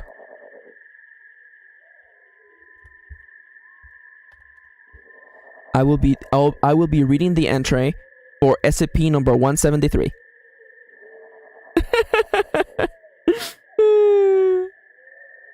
Yes. Thank you, Alex. I like Alex doing all the research, by the way. Thank you. In case you don't know, SCP is a collection of test subject-like strange entities, and this is one of the most famous ones. So let's do some SCP, which stands, by the way, for Secure, Contain, Protect. Item number SCP-173. Object class Ulysses. Special containment procedures. Item SCP-173 is to be kept in a locked container at all times. When personnel must enter SCP-173's container, no fewer than 3 may enter at any time, and the door is to be relocked behind them immediately. At all times, 2 persons must maintain direct eye contact with SCP-173 until all personnel have vacated and relocked the container. Description: moved to Site 19 in 1993. Origin is as of yet unknown. It is constructed from concrete and rebar with traces of Krylon brand spray paint. SCP-173 is animate and extremely hostile. The object cannot move while within a direct line of sight. Line of sight must not be broken at any time with SCP-173. Personnel assigned to enter container are instructed to alert one another before blinking. Object is reported to attack by snapping the neck at the base of the skull, or by strangulation. In the event of an attack, personnel are to observe Class 4 hazardous object containment procedures. Personnel report sounds of scraping stone originating from within the container when no one is present inside. This is considered normal, and any change in this behavior should be reported to the acting HMCL supervisor on duty. The reddish-brown substance on the floor is a combination of feces and blood. The origin of these materials is unknown. The enclosure must be cleaned on a bi-weekly basis.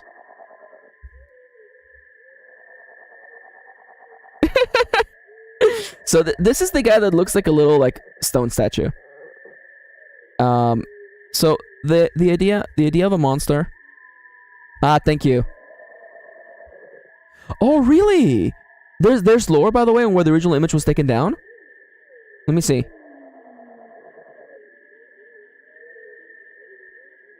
Oh, that image is so creepy.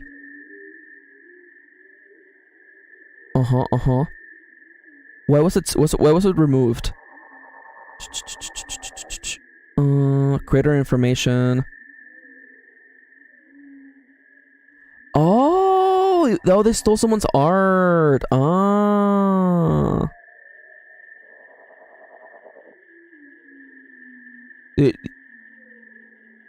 Oh my god. Oh, I hate that. Oh, that sucks. That sucks. Yeah, yeah, I mean, because the art by the original artist, whose name is Izumi Kato, that piece of art is incredible. It's so spooky. I will say, no offense to the SCP fans out there, I tried to get into SCP, and then once I started digging down, I found all the anime SCP entries, and I immediately lost interest right away. Because I was like, oh, anyone can just make anything they want for this thing. Oh. Don't mind me. My web browser shut down, by the way. Hi, Manel. I'm rebooting my browser real quick, by the way. Yeah, like I mean, like literally, like it is cool that anyone can make anything, but that also leads to people make entries of like, and this character is a beautiful man with long black hair, and he holds a sword, and he can kill anything he wants with this sword, and nobody knows what he's all about, but he's cool and mysterious. And I'm like, oh, okay. I thought it was gonna be all just creepy monsters. Also, hey, I'm just sitting here waiting for my browser to boot. You know what? The stream is so spooky that it actually shut down my browser. That's incredible. Fantastique. Anyways. Not even like the good ones. I'm just reading creepypastas that Kitty sent me. Thank you, Alex.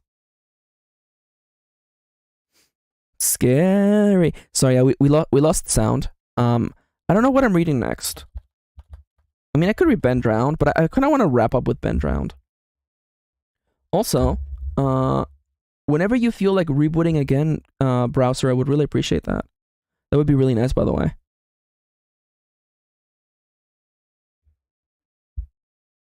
Yeah, Max picked some good ones. I picked some good ones. So far we have read Abandoned by Disney, The Russian Sleep Experiment, was it Dead Bart, and we also did Who Was Phone, and why aren't you like rebooting? What's wrong with you? What's wrong with you, homie? What if I just make a new window of Firefox? Yeah, Kitty. I mean, you know, I'll take the credit. I'll take the credit. My only issue is I don't want these tabs to die. I don't know why my browser's all like sleepy.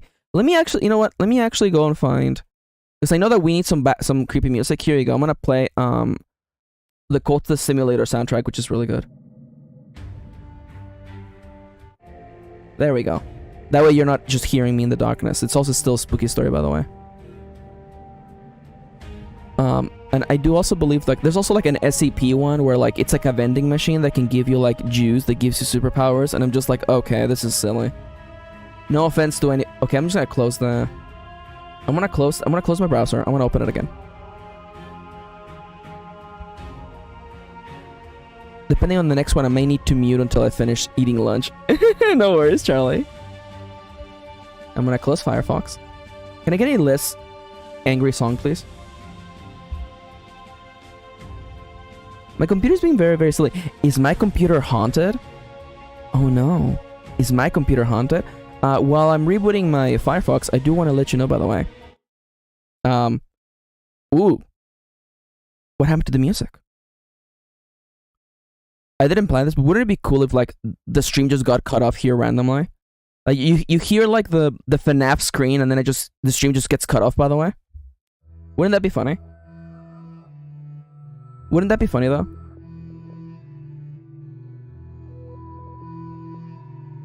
To be fair, SCPs and creepypastas are a completely different thing. They are. Yeah. You're absolutely correct. As an SCP fan, no offense, I'm confused why you were under the impression that SCP is just horror. Oh. I mean, like, yeah. How could I be under the impression that SCP is scary when all the famous SCPs are about creepy, scary stuff? Also, I love you, cousin.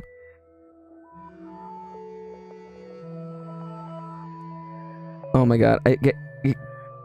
Kendra. Do you want to come on the stream today and just explain Slender to me?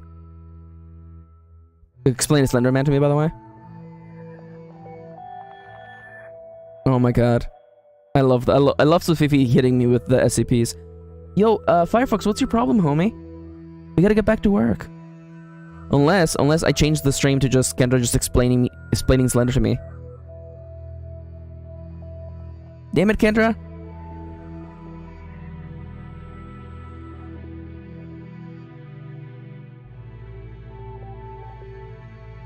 Is this music being played backwards? I don't know.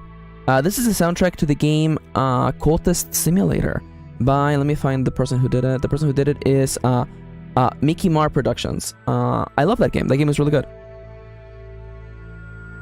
I don't know if I would recommend anyone to try Cultist Simulator, but it's fun. Oh my god, we're in. We're back in. Let's go. Hit me with Dusk.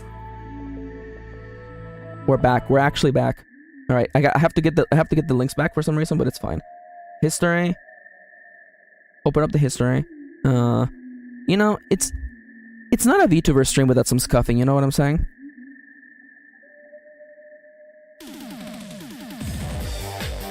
Oh. Suddenly Killer 7. Speaking of creepy stories, by the way, Suddenly Killer 7. So. You heard it's not fighting music. It's not fighting music. I'm happy that you all heard the greatest song from Killer 7, by the way. I happened to have the song Rave On from Killer 7 on my pinned tabs, and it reloaded and it started playing.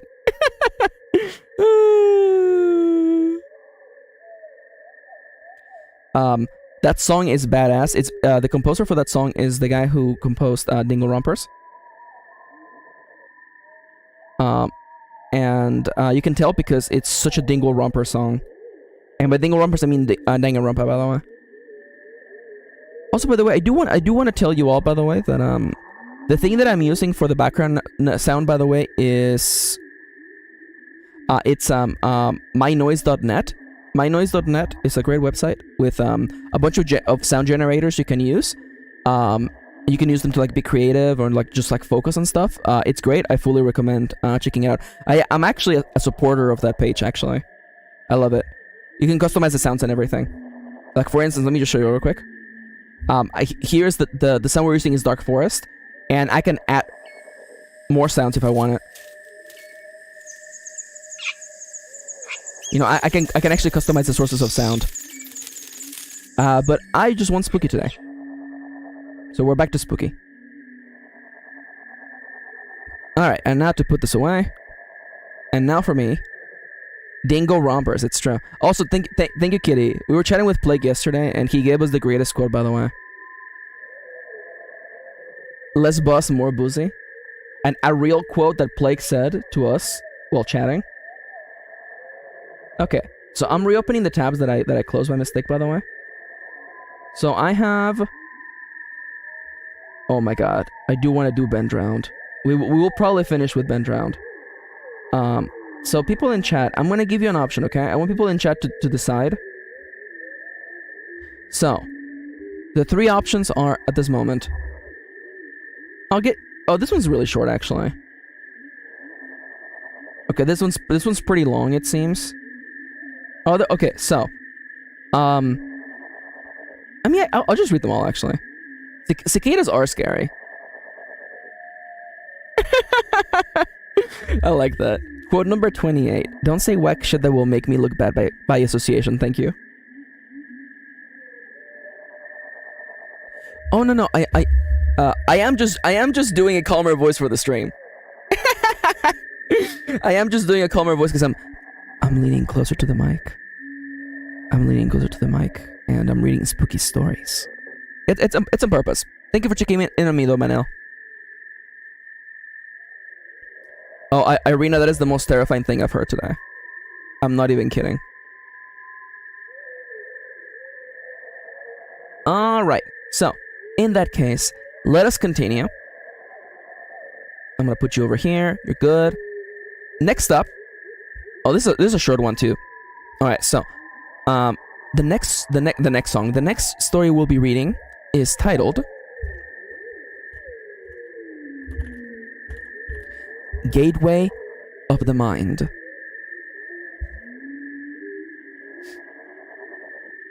Let me just stretch my arms for a second. Alright. It's time to read spooky stories. Once again, the title is Gateway of the Mind. Hi, Victor. We're reading spooky stories today. Gateway of the Mind. In 1983, a team of deeply pious scientists conducted a radical experiment in an undisclosed facility. The scientists had theorized that a human without access to any senses or ways to perceive stimuli would be able to perceive the presence of God. They believed that the five senses clouded our awareness of eternity, and without them, a human could actually establish contact with God by thought. An elderly man who claimed to have nothing left to live for was the only test subject to volunteer. To purge him of all his senses, the scientists performed a complex operation in which every sensory nerve connection to the brain was surgically severed. Although the test subject retained full muscular function, he could not see, he could not hear, he could not taste, smell, or feel. With no possible way to communicate with or even sense the outside world, he was alone in his thoughts. Scientists monitored him as he spoke aloud about his state of mind in jumbled, slurred sentences that he couldn't even hear. After 4 days, the man claimed to be hearing hushed, unintelligible voices in his head. Assuming it was an onset of psychosis, the scientists paid little attention to the man's concerns. 2 days later, the man cried that he couldn't hear, that he could hear his dead wife speaking with him, and even more, he could communicate back. The scientists were intrigued, but were not convinced until the subject started naming dead relatives of the scientists. He repeated personal information to the scientists that only their dead spouses and parents would have known. At this point, a sizable portion of scientists left the study. After a week of conversing with the deceased through his thoughts, the subject became distressed, saying the voices were overwhelming. In every waking moment, his consciousness was bombarded by hundreds of voices that refused to leave him alone. He frequently threw himself against the wall, trying to elicit a pain response. He begged the scientist for sedatives so he could escape the voices by sleeping. This tactic worked for 3 days, until he started having severe night terrors. The subject repeatedly said that he could see and hear the deceased in his dreams. Only a day later, the subject began to scream and claw at his non-functional eyes, hoping to sense something in the physical world. The hysterical subject now said the voices of the dead were deafening and hostile, speaking of hell and of the end of the world. At one point he yelled, "No heaven, no forget," for 5 hours straight. He continually begged to be killed, but the scientists were convinced that he was close to establishing contact with God. After another day, the subject could no longer form coherent sentences. Thank you, Kendra. Sorry about that. The sentence read earlier was, "No forgiveness, no heaven, After another day, the subject could no longer form coherent sentences. Seemingly mad, he started to bite off chunks of flesh from his arm. The scientist rushed into the test chamber and restrained him to the table so he could not kill himself. After a few hours of being tied down, the subject halted his struggling and screaming. He stared blankly at the ceiling as teardrops silently streaked across his face. For 2 weeks, the subject had to be manually rehydrated due to constant crying. Eventually, he turned his head and, despite his blindness, made focused eye contact with the scientist for the first time in this study. He whispered, "I have spoken with God, and he has abandoned us." And his vital signs stopped. There was no apparent cause of death.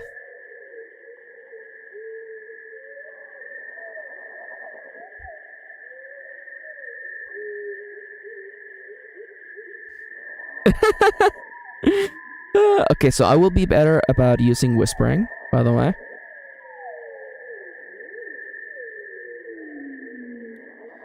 Sorry, there was actually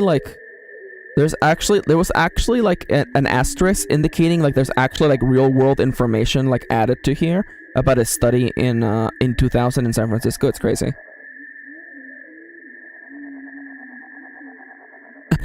God, I am so much better than God. I am right here. What scientists believe God exists. Do not hesitate. Do not underestimate people's ability to be complex and hold conflicting ideals. Victor says, pretty sure I experienced that with my friends when I was in my early 20s. No scientists, only alcohol. Don't drink alcohol, kids. Oh my god, Victor.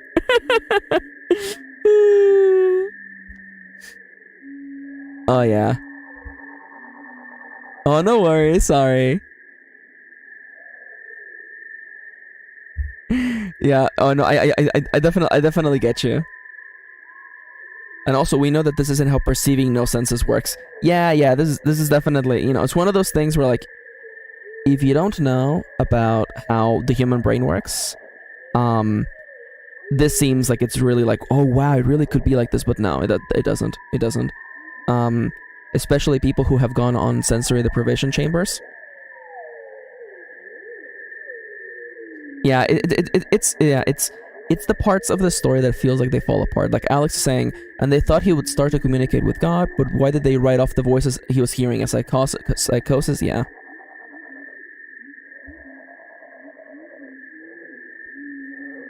Suspending the disbelief, besties, a world of fiction awaits. No, I know that. I know that. There's definitely, like, again, it does a good job at letting you, get lost in the story, for sure. There was a typo in there that tripped me up a little bit, but other than that, it's actually pretty well written. And again, to me, the biggest red flags in this story happen right at the beginning. Is like, we get a date, but we get no other information about where this happened. So that's the part immediately where I'm like, like this, that makes it feel like an internet story, by the way. Oh my god, I love that. Oh my god, Kendra says, the most realistic part was the one where the doctor's writing stuff off as psychosis and not offering treatment or care. Whoa. I figured I owe you guys one of those. Oh my god, Alex, how dare you. Alright, next up. What is the next story to read? Let's see, this one's pretty short. No, this is fine, this is fine. How long does this take to read? 9 minutes. Okay, we can do that.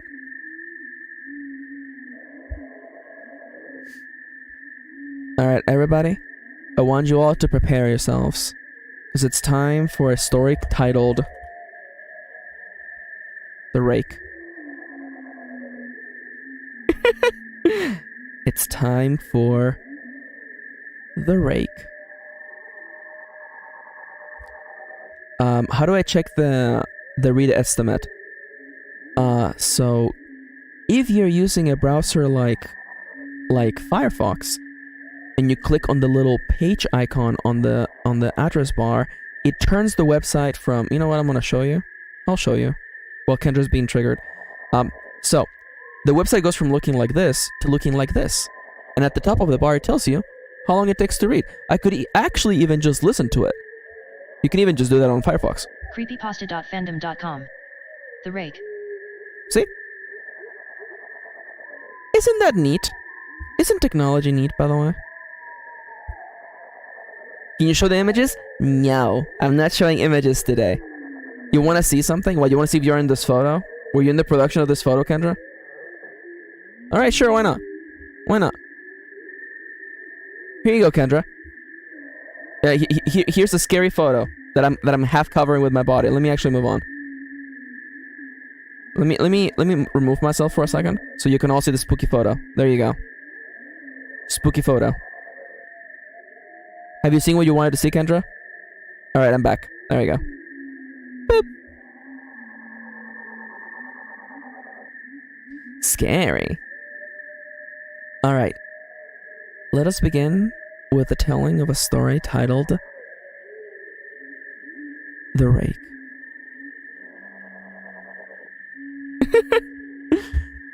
The Rake. During the summer of 2003, events in the northeastern United States involving a strange, human-like creature sparked brief local media interest before an apparent blackout was enacted. Little or no information was left intact, as most online and written accounts of the creature were mysteriously destroyed. Primarily focused in rural New York State and once found in Idaho, self-proclaimed witnesses told stories of their encounters with a creature of unknown origin. Emotions range from extreme traumatic levels of fright and discomfort to an almost childlike sense of playfulness and curiosity. While their published versions are no longer on record, the memories remain powerful. Several of the involved parties began looking for answers that year. In early to the God damn it, Kendra? Sorry. I saw Kendra in the chat type trigger warning Idaho, and I couldn't hold it in. Trigger warning Idaho. Be mindful that there will be mentions of Idaho in this story. Sorry, I saw that in the corner of my vision, and I failed my resist check. Idaho, the dollar store, Ohio. Alright, sorry about that. Alright, let's get in the zone once again, okay?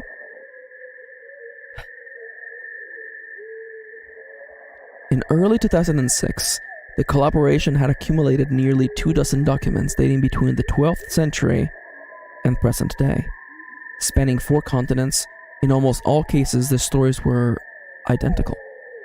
I've been in contact with a member of this group and was able to get some excerpts from their upcoming book. The first document is labeled, A Suicide Note, 1964. As I prepare to take my life, I feel it necessary to assuage any guilt or pain I have introduced through this act. It is not the fault of anyone other than him, for once I awoke and felt his presence, and once I awoke and I saw his form. Once again I awoke and heard his voice, and looked into his eyes. I cannot sleep without fear of what I might next awake to experience. I cannot ever awake. Goodbye. This note was found in the same wooden box where 2 empty envelopes addressed to William and Rose, and 1 loose personal letter with no envelope. The letter says, Dearest Leni, I have prayed for you. He spoke your name. The next document is titled, A Journal Entry Translated from Spanish, 1880. I have experienced the greatest horror. I have experienced the greatest terror. I have experienced the greatest terror. I see his eyes when I close mine. They are hollow. Black. They saw me and pierced me. His wet hand. I will not sleep. his voice. The rest is unintelligible. You know what? I'll read it in Spanish. Just I'll translate it and read it in Spanish. See how colorful it would be.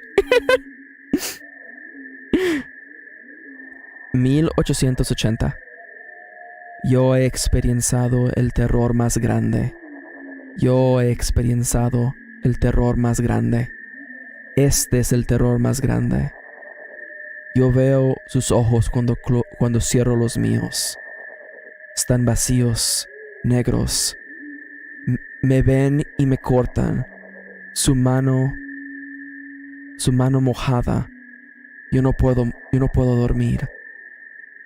Su voz. Y el resto de las palabras no se pueden leer. There you go. Now it's real. I will say that experienciado is not actually the correct Mexican saying, but whatever, it's fine. Sounds cooler for sure, thank you. That's not correct Spanish, but whatever. We're moving on. The following document is titled A Mariner's Log, 1691. Thank you. It wasn't very good Spanish.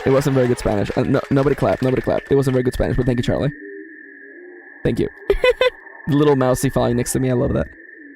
A Mariner's Log, 1691.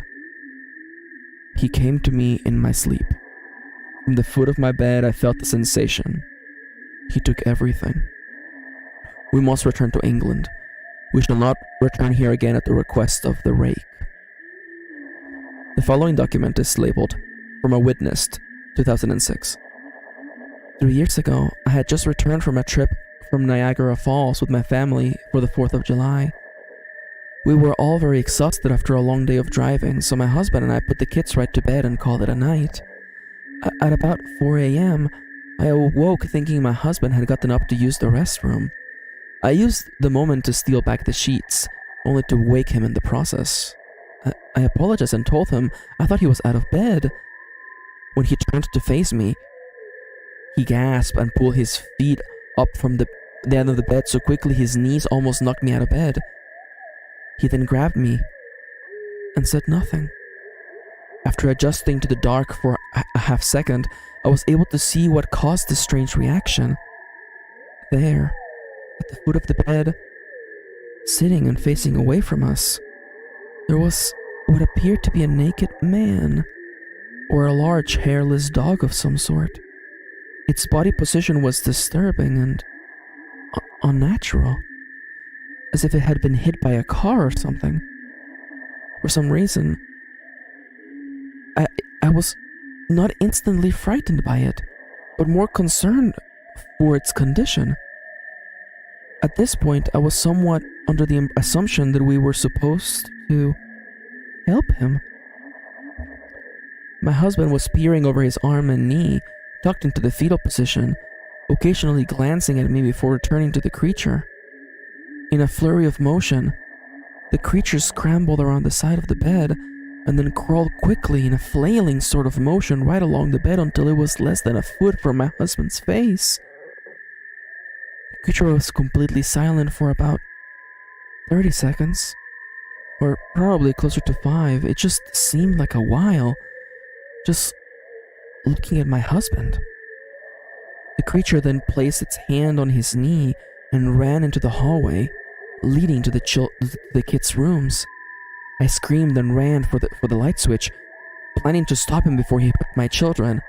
When I got to the hallway, the light from the bedroom was enough to see it crouching and hunched over about 20 feet away. He turned around and looked directly at me, covered in blood. I flipped the switch on the wall and saw my daughter Clara. The creature ran down the stairs while my husband and I rushed in to help our daughter. She was very badly injured and spoke only once more in her short life. She said, "He is the Rake." My husband drove his car into the lake that night while rushing our daughter to the hospital. They did not survive. Being a small town, news got around pretty quickly. The police were helpful at first and the local newspaper took a lot of interest as well. However, the story was never published, and the local television news never followed up either. For several months, my son Justin and I stayed in a hotel near my parents' house. After we decided to return home, I began looking for answers myself. I eventually located a man in the next town over who had a similar story. We got in contact and began talking about our experiences. He knew of 2 other people in New York who had seen the creature we now refer to as the Rake. It took the 4 of us about 2 solid years of hunting on the internet and writing letters to come up with a small collection of what we believe to be accounts of the Rake. None of them gave any details, history, or follow-up. One journal had an entry involving the creature in its first 3 pages and never mentioned it again. A ship's log explained nothing of the encounter, saying only that they were told to leave by the Rake. That was the last entry in the log. There were, however, many instances where the creature's visit was one of a series of visits with the same person. Multiple people also mentioned being spoken to, my daughter included. This led us to wonder if the Rake had visited any of us before our last encounter. I set up a digital recorder near my bed and left it running all night, every night, for 2 weeks. I would tediously scan through the sounds of me rolling around in my bed each day as I woke up. By the end of the 2nd week, I was quite used to the occasional sound of sleep while blurring through the recording at 8 times the normal speed. This still took almost an hour every day. On the first day of the 3rd week, I thought I heard something different. What I found was a shrill voice. It was the Rake. I can't listen to it long enough to even begin to transcribe it. I haven't let anyone listen to it. Not yet. All I know is that I've heard it before. I now believe that it spoke when it was sitting in front of my husband. I don't remember hearing anything at the time. But for some reason, the voice on the recorder immediately brings me back to that moment. The thoughts that must have gone through my daughter's head make me very upset. I have not seen the Rake since he ruined my life, but I know that he has been in my room while I slept. I know and fear that one night, I'll wake up to see him staring at me.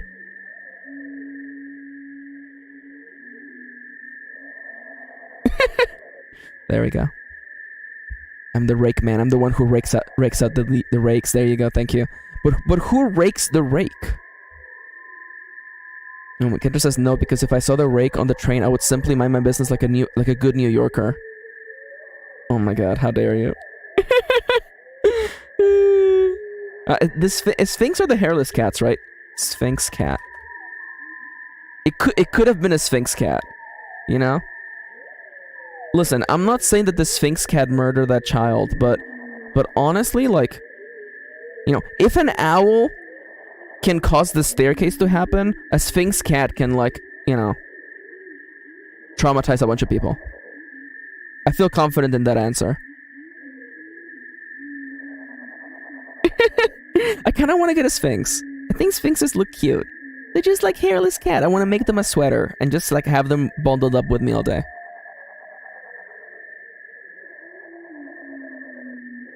Yeah, and that was the story of the Rake. I remember the Rake getting really, really big, by the way. So I have a question.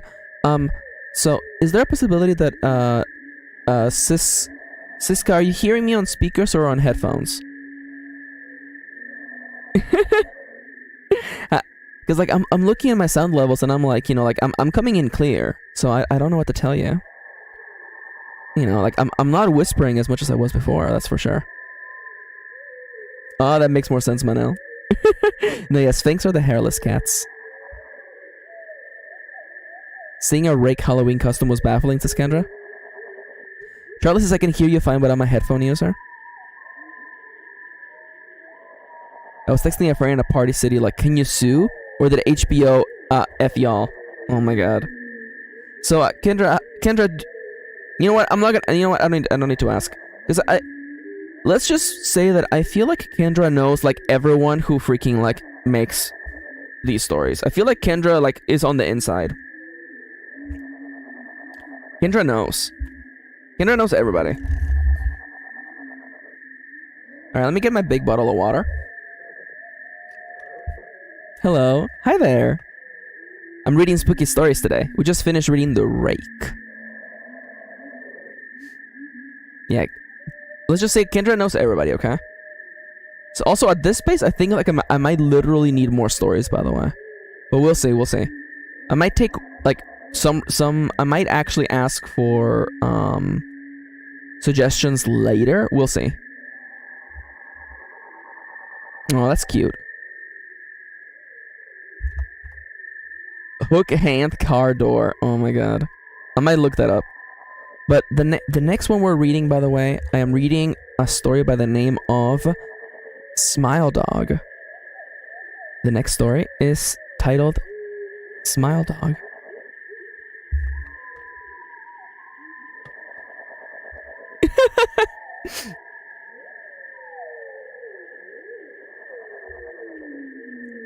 The earliest known origin of the Rake was posted by Brian Somerville, though it's possible he would creepypasted it from somewhere else because he didn't create the original monster. Interesting. Yeah, welcome to a dramatic read of yet another story. Alright, so let me take a sip of water and then we'll get back into the reading of spooky stories, okay?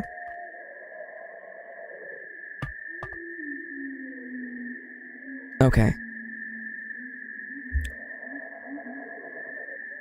Smile Dog. I first met in person with Mary E. in the summer of 2007. I had arranged with her husband of 15 years, Terrence, to see her for an interview. Mary had initially agreed, since I was not a newsman but rather an amateur writer gathering information for a few early college assignments and, if all went according to plan, some pieces of fiction. We scheduled the interview for a particular weekend when I was in Chicago on unrelated business, but at the last moment Mary changed her mind and locked herself in the couple's bedroom, refusing to meet with me. For half an hour I sat with Terrence as we camped outside the bedroom door, I listening and taking notes while he attempted to fruitlessly calm his wife.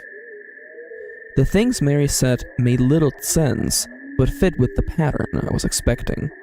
Though I could not see her, I could tell from her voice that she was crying, and more often than not her objections to speaking with me center around an incoherent diatribe on her dreams, her nightmares.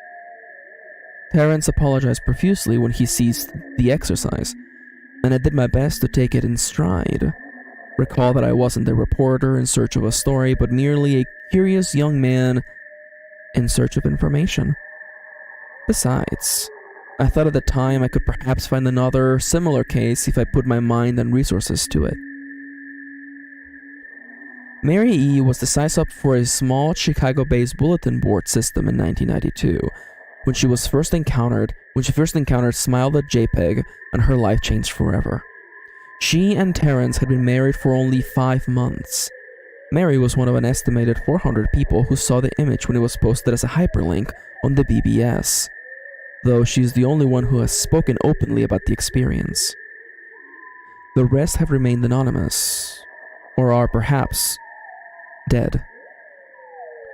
In 2005, when I was only in 10th grade, the Smile the JPEG was first brought to my attention by my burgeoning interest in web-based phenomena. Mary was the most often cited victim of what is sometimes referred to as Smile the Dog, the being Smile the JPEG's reputed to display. What caught my interest, other than the obvious macabre elements of the cyber legend and my proclivity towards such things, was the sheer lack of information, usually to the point that people didn't believe it even exists other than a rumor or a hoax.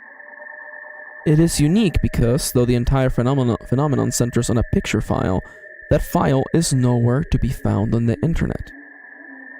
Certainly many photo-manipulated simulacra litter the web, showing up on the most frequent on sites such as the image board 4chan, particularly the /x focus paranormal subboard. It is suspected that these are fakes because they do not have the effect the true smile.jpg is believed to have, namely the sudden onset temporal lobe epilepsy and acute anxiety. This purported reaction in the viewer is one of the reasons the phantom-like smile.jpg is regarded with such disdain, since it is patently absurd, though depending on whom you ask, the reluctance to acknowledge smile.jpg's existence might be just as much out of fear as it is out of disbelief. Neither smile.jpg nor smile.dog is mentioned anywhere on Wikipedia, though the website features articles on such other, perhaps more scandalous shock sites such as 3 asterisks, hello.jpg, or 2 girls 1 cup. Any attempt to create a page pertaining to smile.jpg is deleted by any of the encyclopedia's many admins. Encounters with smile.jpg are the stuff of internet legend. Mary E's story is not unique. There are unverified rumors of smile.jpg showing up in the early days of Usenet, and even one persistent tale that in 2002 a hacker flooded the forums of humor and satire website Something Awful with a deluge of smile.dog pictures, rendering almost half of the forum users at the time into epilepsy. It is also said that in the mid to late 1990s that smile.jpg circulated on Usenet and as an attachment of a chain email with the subject line, "Smile, God loves you." Yet, despite the huge exposure these stunts would generate, there were very few people who admit to having experienced any of them, and no trace of the file or any link has ever been discovered. Those who claim to have seen smile.jpg often weakly joke that they were far too busy to save a copy of the picture to their hard drive. However, all alleged victims offer the same description of the photo. A dog-like creature, usually described as appearing similar to a Siberian husky, illuminated by the flash of the camera, sitting in a dim room, the only background detail that is visible being a human hand extending from the darkness near the left side of the frame. The hand is empty, but it is usually described as beckoning. Of course, most attention is given to the dog, or dog-like creature, as some victims are more certain than others about what they claim to have seen. The muzzle of the beast is reputedly split in a wide grin, revealing 2 rows of very white, very straight, very sharp, and very human-looking teeth. This is, of course, not a description given immediately after reviewing the picture, but rather a recollection of the victims, who claim to have seen the pictures endlessly repeated in their mind's eye during the time they are, and in reality, having epileptic fits. These fits are reported to continue interminably, often while the victims sleep, resulting in very vivid and disturbing nightmares. These may be treated with medication, though in some cases, it is more effective than others. Mary E., I assumed, was not effective on medication. That was why after my visit to her apartment in 2007, I sent out feelers to several folklore and urban legend-oriented news groups, websites, and mailing lists, hoping to find the name of a supposed victim of smile.jpg who felt more interested in talking about his experiences. For a time nothing happened, and at length I forgot completely about my pursuits, since I had begun my freshman year of college and was quite busy. Mary contacted me via email, however, near the beginning of March of 2008. The subject line reads, "Last summer's interview. Dear Mr. L, I am incredibly sorry about my behavior last summer when you came to interview me. I hope you understand that it was no fault of yours, but rather my own problems that led me to act out as I did. I realized that I could have handled the situation more decorously. However, I hope you will forgive me. At the time, I was afraid. You see, for 15 years I have been haunted by smile.jpg. Smile.dog comes to me in my sleep every night. I know that sounds silly, but it's true. There is an ineffable quality about my dreams, my nightmares, that makes them completely unlike any real dreams I've ever had. I do not move and I do not speak. I simply look ahead, and the only thing ahead of me is the scene from that horrible picture. I see the beckoning hand, and I see Smile.dog. It talks to me. It is not a dog, of course, though I am not quite sure what it really is. It tells me it will leave me alone if only I do as it asks. All I must do, it says, is spread the word. That is how it phrases its demands. All I know exactly what it wants. It wants me to show it to someone else. And I could. The week after my accident, I received in the mail a manila envelope with no return address. Inside was a 3.5-inch floppy diskette. Without having to check, I knew precisely what was on it. I thought for a long time about my options. I could show it to a stranger, a coworker. I could even show it to Terrence, as much as the idea disgusted me. And what would happen then? Well, if Smile.dog kept its word, I could sleep. Yet if it lied, what would I do? And who was to say something worse would not come for me if I did as the creature asked?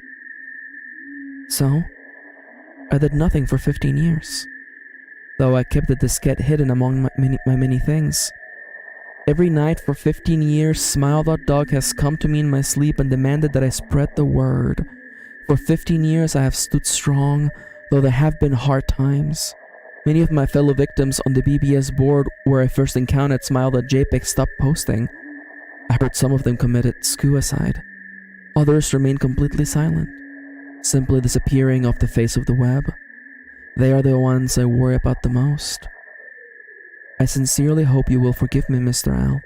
But last summer when you contacted me and my husband about an interview, I was near the breaking point. I decided I was going to give you the floppy diskette. I did not care if Smile.dog was lying or not. I wanted it to end. You were a stranger, someone I had no connection with, and I thought I would not feel sorrow when you took the diskette as part of your research and sealed your fate. Before you arrived, I realized what I was doing. I was plotting to ruin your life. I could not stand the thought, and in fact I still cannot. I am ashamed, Mr. Al, and I hope that this warning will dissuade you from further investigation of Smile.jpg. You may in time encounter someone who is, if not weaker than I, then wholly more depraved, someone who will not hesitate to follow the dog's orders. Stop it while you're still whole. Sincerely, Mary E. Terrence contacted me later that month with the news that his wife had killed herself. While cleaning up the various things she had left behind, closing email accounts and the like, he happened upon the above message. He was a man in shambles. He wept as he told me to listen to his wife's advice. He found the diskette. He revealed and burned it until it was nothing but a stinking pile of blackened plastic. The part that most disturbed him, however, was how the diskette had hissed as it melted, like some sort of animal, he said. I will admit that I was a little uncertain about how to respond to this.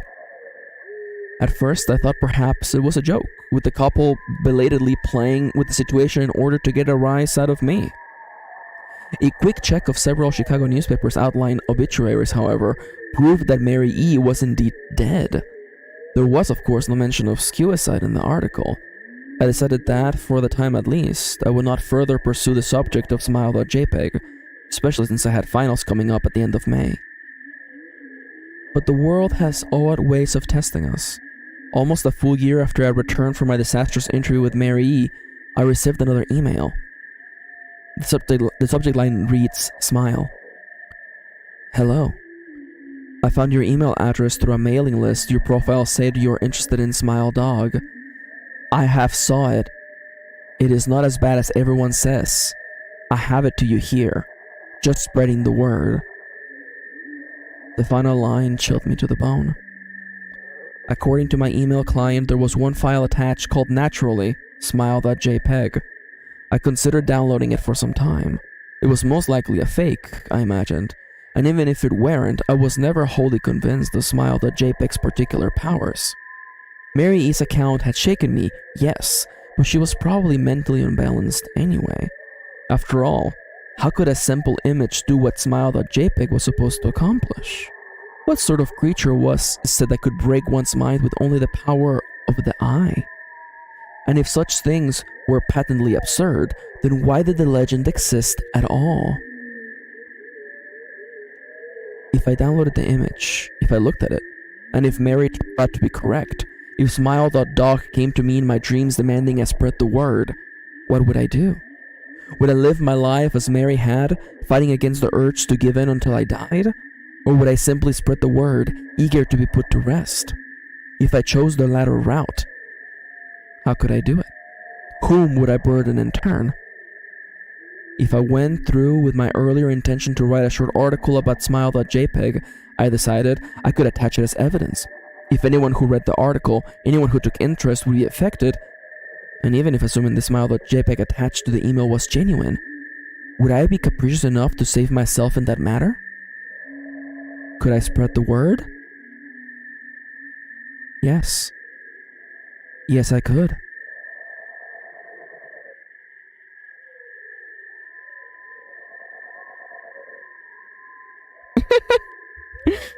There is, in fact, a picture of the image. Do you all want me to show you the image, by the way? Yeah, so I do want to say, I agree with Victor, by the way. I absolutely agree. It's actually legitimately not that, the photo's not that scary. Legitimately, it's not that scary. It's kind of cartoony, honestly. So I have to be entirely honest. So let's talk about the strengths of this piece. First and foremost, clearly the creepypasta for this ends with the photo. So it has the power. People absolutely love gazing into the abyss. It's the same reason that makes people interested in roller coasters, makes people interested in bungee jumping. People love the idea of like looking over the edge. People love it. So I can absolutely envision how people would like read the article, read the creepypasta, and then like they could not help themselves but look at the image, right? So that itself is actually really, really powerful. I will show you the image. It's legitimately not scary. I legitimately don't think it's scary. There you go.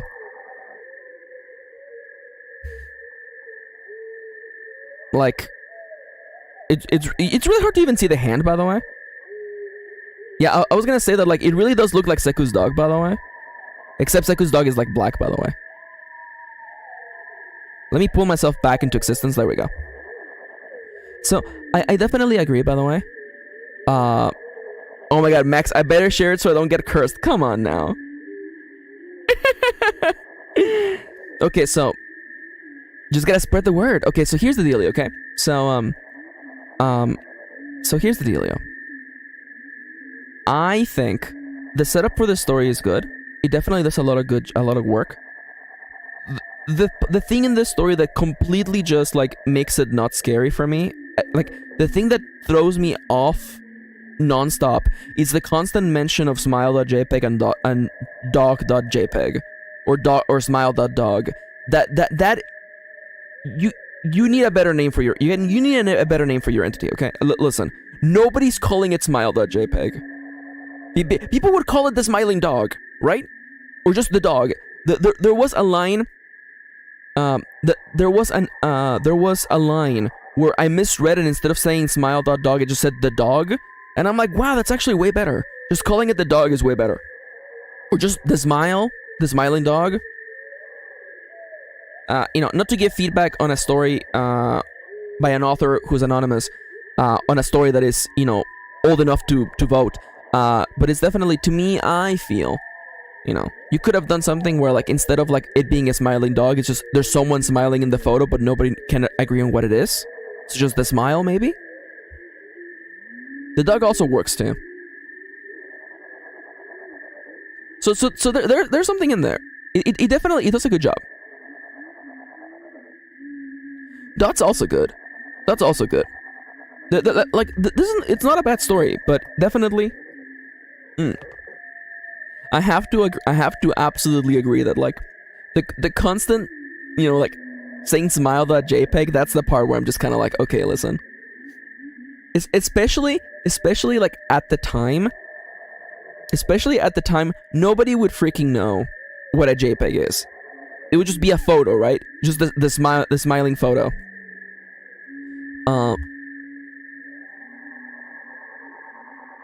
No, okay, look, I never said that this stream was gonna be me, you know, roasting creepy. Like, I want to make it very clear because I feel like Kendra was coming into this stream feeling a little bit defensive, and that's okay.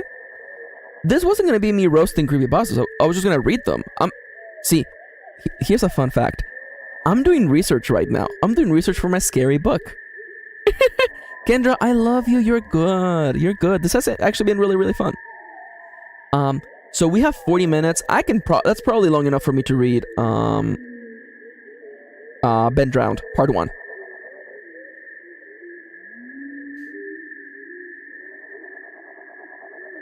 Yeah, they're fun.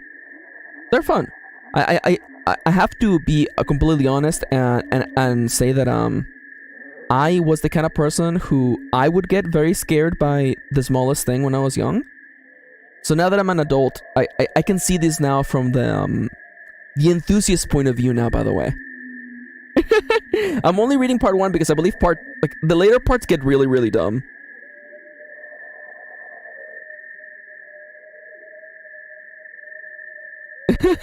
Oh my god. Yeah, that's definitely fair. Mano makes a good point that smiles are just more creepier than dogs. It's true. Although, there is something to be said about, like, there is the inherent human fear of animals. You know, like, we are programmed to be afraid of wild animals because, you know, we have been battling for the same resources for the longest time. So, you know, I feel, and maybe it's just me, by the way.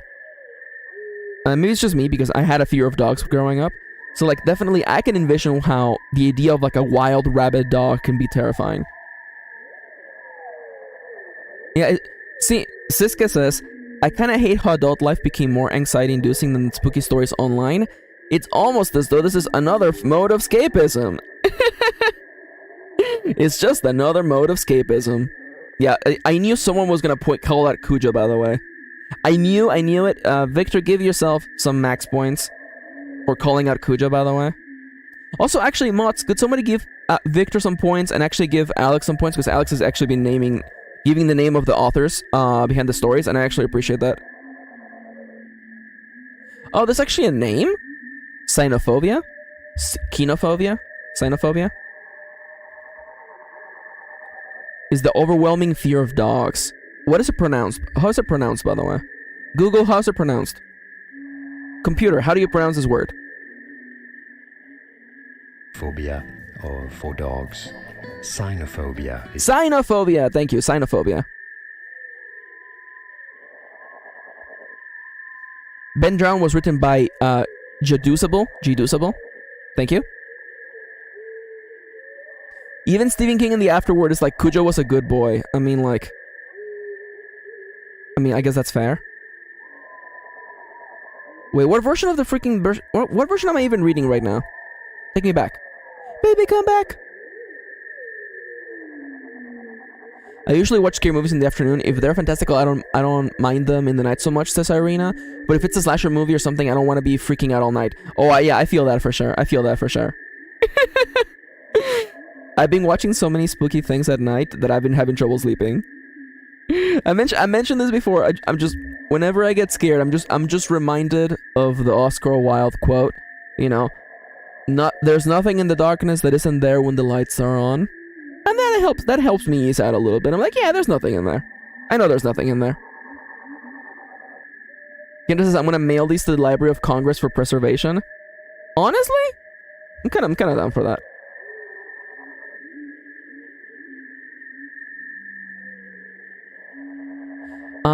So, I am thinking of reading Ben Drowned, though it might be just, like, long enough for this, for this stream. So, actually, it might be too long. It says that it takes approximately... It might take, like, 50 minutes, which is way more longer than we have. So, in that case, I am going to ask my mods. I'm gonna ask my mods.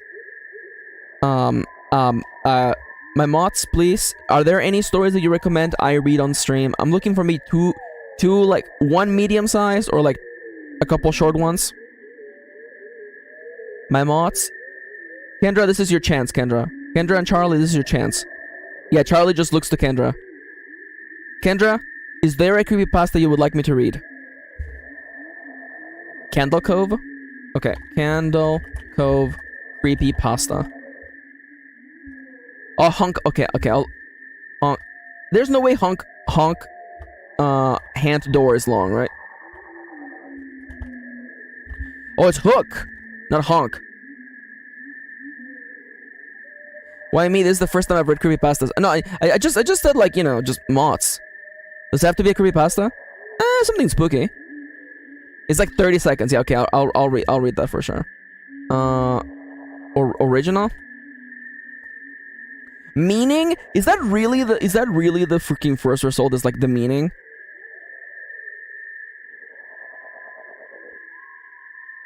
Excuse me? No, that's not what I was looking for. It's a joke pasta. Yeah, I had a feeling.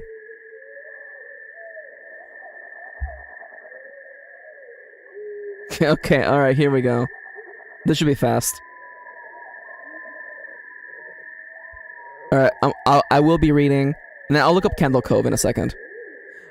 Oh no, where's Manel? Thank you for coming today. Have a lovely night. Rest up. Don't let the bedbugs bite. And remember, there's nothing in the darkness that wasn't there before. Oh my god.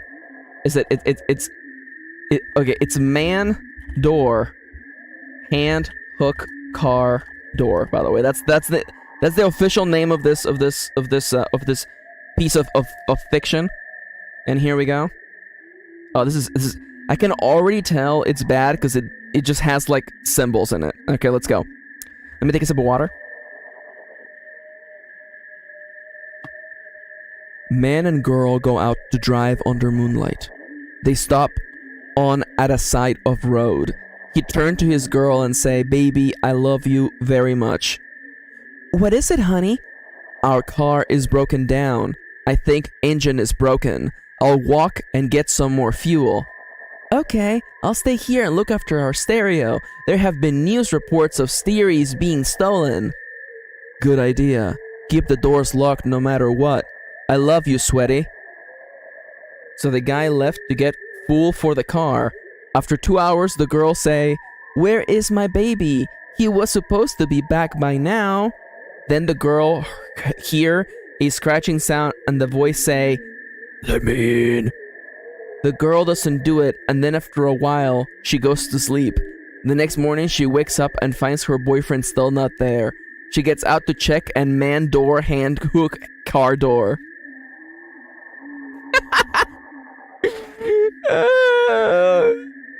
I love you, baby. By the way, I read all the typos, by the way. I love you, sweaty. It is in fact sweaty, by the way. It's not sweetie. She gets out to check, and man, door, hand, hook, car door. What is this? What sleep paralysis feels like? You're not incorrect. You're not incorrect. I love you, sweaty. Could someone just like quote that, honestly? Just make that a quote, by the way. Oh my god, wait, hold up. Is this Candle? Wait, what is this? Kendra, did you just send me Candle Cove, by the way? Oh, I was not expecting it to have... Okay, okay, there's usernames. Okay, I can do this. Oh my god, thank you, Charlie. And Shoutouts to Charlie for putting the whole title of man door hook hand hook car door, by the way. No, all I have to do is just say their usernames. It's fine. I can do it. I can do it. Yeah, it was supposed to be it's a typo. It's supposed to be Sweetie, clearly. Some people do be sweaty, by the way. Gotta accurately source. It's the right thing to do. Thank you. I really appreciate that. All right, let's go. So, oh, I can't do the reading form. Okay, whatever. It's fine. So, the title of this is Candle Cove, by the way. The next story is titled Candle Cove. Candle Cove. The following story. Oh, Ronnie also posted one. Thank you for reminding me. I'll go get Ronnie. Thank you, Ronnie. I love you. The elevator game. Ooh, that sounds fun. Oh my god, do I have to? I'm gonna read this entire Wikipedia page. Let's go. All right, this Wikia page. Let's go. Oh my god, I'm reading the whole page. This actually looks incredible, Ronnie. Thank you. All right, let's go. So, the next story we're reading is Candle Cove, and it is in the format of a forum. So I will be reading the name of the user, and then their message. Okay. Subject: Candle Cove local kids show. Skyshale 033. Does anyone remember this kids show? It was called Candle Cove, and I must have been 6 or 7. I never found reference to it anywhere, so I think it was on a local station around 1971 or 1972. I lived in Ironton at the time. I don't remember which station, but I do remember it was on a weird time, like at 4 p.m. Mike Painter 69 replies, "It seems really familiar to me. I grew up outside of Ashland and I was 9 years old in 72. Candle Cove, was it about pirates? I remember a pirate marionette at the mouth of a cave talking to a little girl." Skyshale 033. "Yes! Okay, I'm not crazy. I remember Pirate Percy. I was always kind of scared of him. He looked like he was built from parts of other dolls. Really low budget. His head was an odd porcelain baby doll. Looked like an antique that didn't belong on the body. I don't remember what station this was. I don't think it was WTSF though." Jaren 2005 replies, "Sorry to resurrect this old thread, but I know exactly what show you mean, Skyshale. I think Candle Cove ran only for a couple months in 71, not 72. I was 12 and I watched it a few times with my brother. It was channel 58, whatever station that was. My mom would let me switch to it after the news. Let me see what I remember. It took place in Candle Cove, and it was about a little girl who imagined herself to be friends with pirates. The pirate ship was called Laughingstock, and Pirate Percy wasn't a very good pirate because he got scared too easily. And there was Calliope music constantly playing. I don't remember the girl's name. Janice or Jade or something? I think it was Janice." Skyshale replies, "Thank you, Jaren. Memories flooded back when you mentioned the Laughingstock on channel 58. I remember the bow of the ship was a wooden smiling face, with the lower jaw submerged. It looked like it was swallowing the sea, and it had an awful Ed Wine voice and laughed.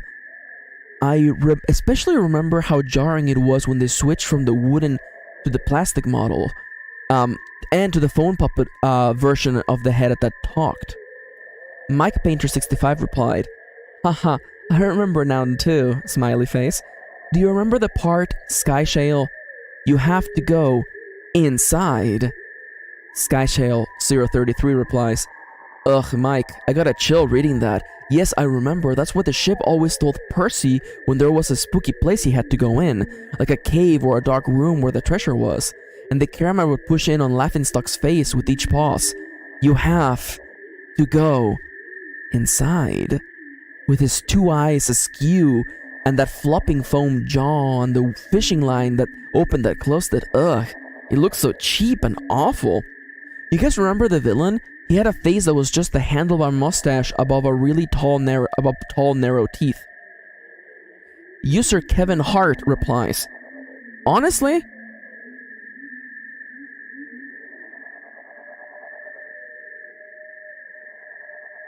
sorry, I reloaded the screen. Sorry. Kevin Hart confirmed, by the way. Kevin Hart. User Kevin Hart says, I honestly thought the villain was Pirate Percy. I was about 5 when the show was on. Complete nightmare fuel. Jerry in 2005 replies, that wasn't the villain. The puppet with the mustache. That was the villain's sidekick, Horace Horrible. He had a monocle too, but it was on top of the mustache. I used to think that meant he only had one eye. But yeah, the villain was another marionette, the Skin Taker. I can't believe that what they let us watch back then. Kevin Hart replied, Jesus H. Christ, the Skin Taker? What kind of a kid's show were we watching? I seriously could not look at the screen when the Skin Taker showed up. He just descended out of nowhere on his strings, just like a dirty skeleton wearing that brown top hat and cape. And his glass eyes that were too big for his skulls. Christ almighty. Skyshail replies, wasn't his top hat and cloak all sewn crazily? Was that supposed to be children's skin? Mike Painter replies, yeah, I think so. I remember his mouth didn't open and close. His jaw just slid back and forth. I remember I remember the little girl said, why does your mouth move like that? And the Skin Taker didn't look at the girl but at the camera and said, to grind your skin. Skyshow replies, I am so relieved that other people remember this terrible show. I used to have this awful memory, a bad dream I had where the opening jingle ended and the show faded in from black, and all the characters were there, but the camera was cutting to each of their faces, and they were just screaming, and the Muppets and the marionettes were flailing spastically, and just all screaming. The girl was just moaning and crying like she had been through hours of this. I woke up many times from that nightmare. I used to wet the bed when I had it. Kevin Hart replies, I don't think that was a dream. I don't remember that. I remember that was an episode. Skyshell replies, no, that's not possible. There was no plot or anything. I mean, literally just standing in place crying and screaming for the whole show. Kevin Hart replies, maybe I'm manufacturing the memory because you said that, but I swear to God I remember seeing what you described. They just screamed. Jaren replies, oh God, yes. The little girl, Janice, I remember seeing her shake, and the Skin Taker screaming through his gnashing teeth, his jaw careening so widely, I thought it would come off his hinges. I turned it off and it was the last time I watched. I ran to tell my brother and we didn't have the courage to turn it back on. Mike replied, I visited my mom today at the nursing home. I asked her about it when I was little in the early 70s, when I was 8 or 9, and if she remembered a kids show, Candle Cove. She said she was surprised I could remember that, and I asked why. And she said, because I used to think that it was so strange that you said, I want to go watch Candle Cove now, Mom, and then you would tune the TV to static and just watch dead air for 30 minutes. You had a big imagination with your little pirate show. Spooky. Spooky. Interesting. This is an interesting one. Just tuning into static. Interesting. Okay, so this one's all right. I can definitely. It's cute. It's cute. No worries, Siska. Thank you for joining us today, friendo. Have a lovely night. Bye-bye. Oh, Channel Series Season 1 is based on this, plus Tooth Carry, who is scary. Channel... Can't type. Channel 0 Season 1. What does this look like? Oh, interesting. Oh, that is spooky. Wow, that is spooky. Oh, that is spooky. Jesus. Wow, good job. Good job capturing that. Here comes Maxie getting jump scared by Tooth Kid. Wait, hold up. Let me actually look up Tooth Kid.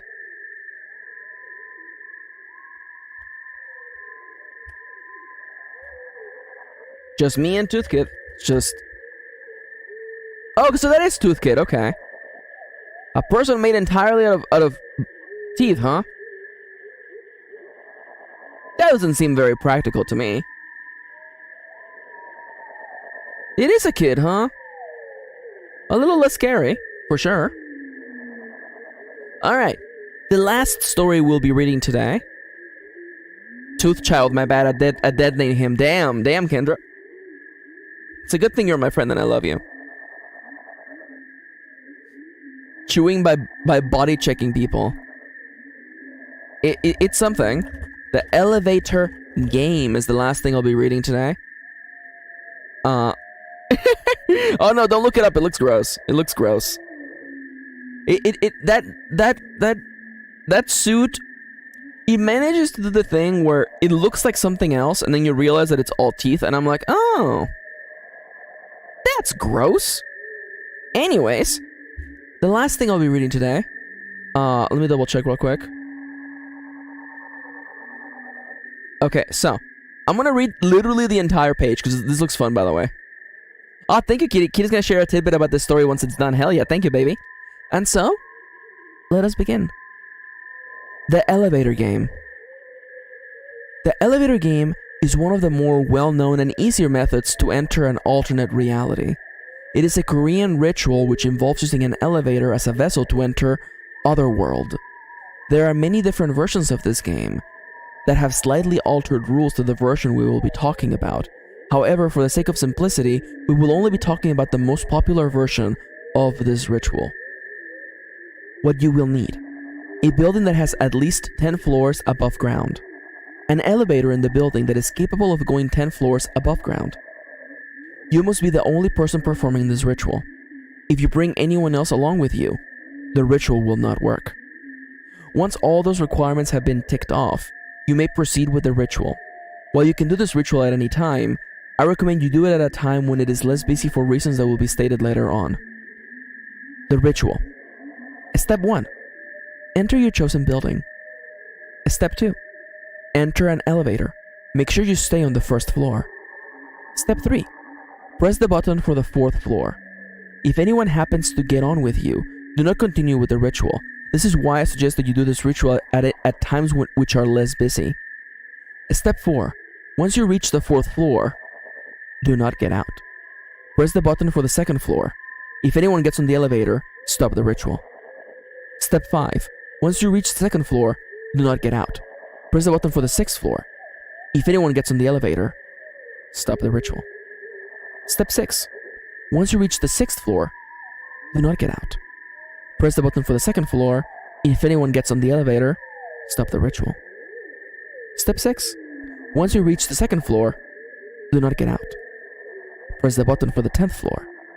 If anyone gets on the elevator, stop the ritual. Step 8. Once you reach the 10th floor, do not get out. Press the button for the 5th floor. If anyone gets on the elevator, stop the ritual. Step 9. Once you reach the 5th floor, do not get out. Press the button for the 1st floor.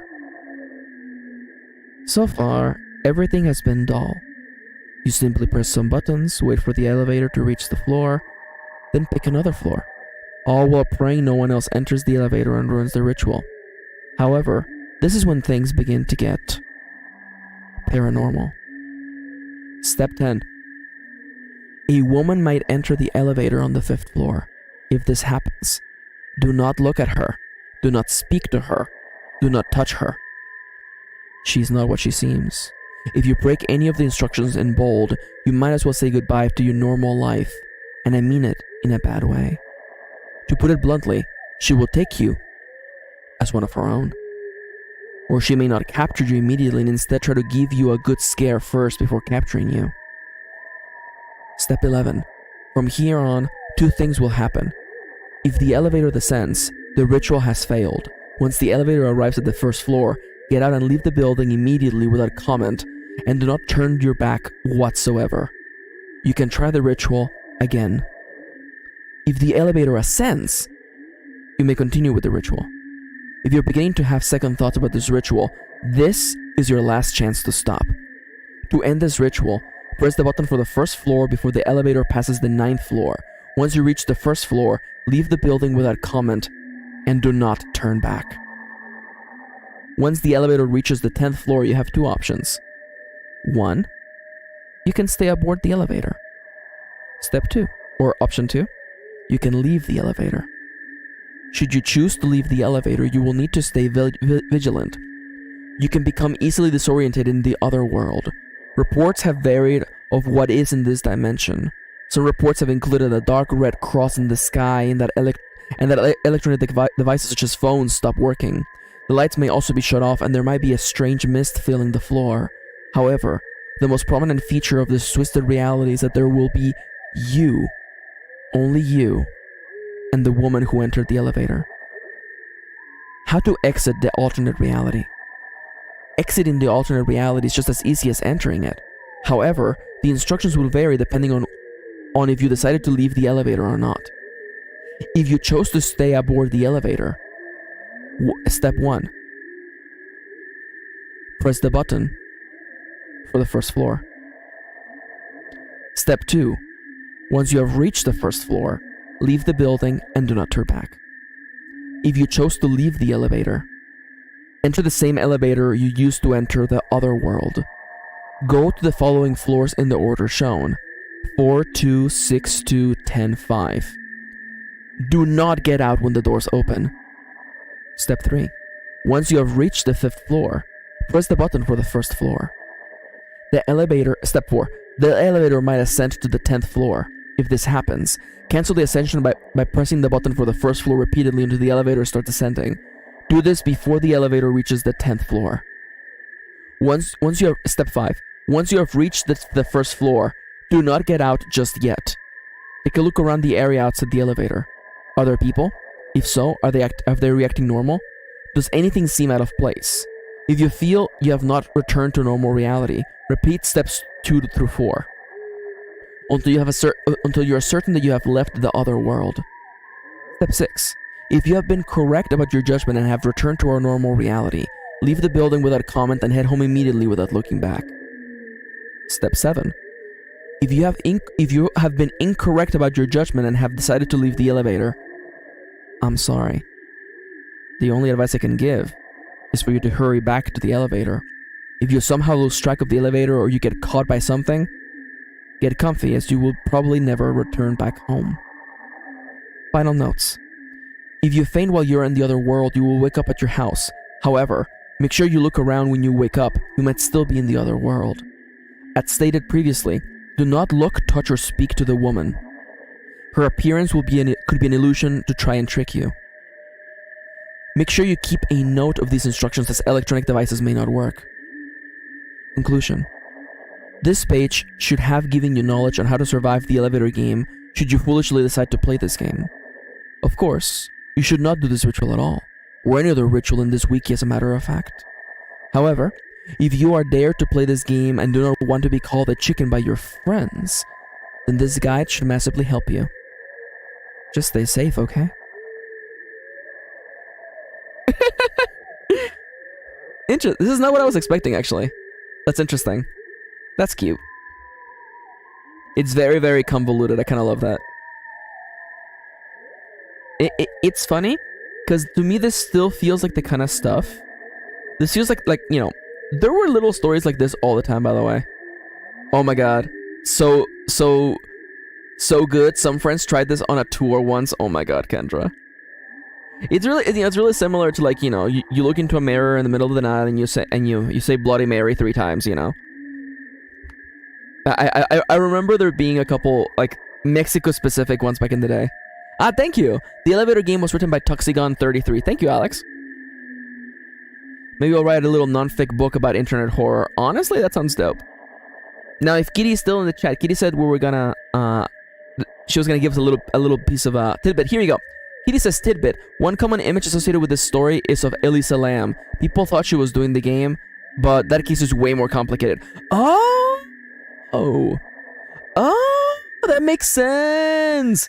Elisa Lam, by the way, is a really, really messed up missing person case, by the way. It's really, really, oh my god, it's really messed up. Don't look it up, or look it up. I mean, you do what you want. I don't know. Yeah, it's messed up. It's very, very messed up. Wasn't that recently solved? I don't think it is. Was that solved? I don't even know how you would solve it. There isn't like DNA or anything. It was solved. Yo, was it? You know what? Actually, hold up. Elisa Lamb solved. Oh, that is really, really sad. Oh no. Oh, that's really sad, actually. Oh, that's still really wild, though. Wow. Yeah, it was the water tower. Yeah. I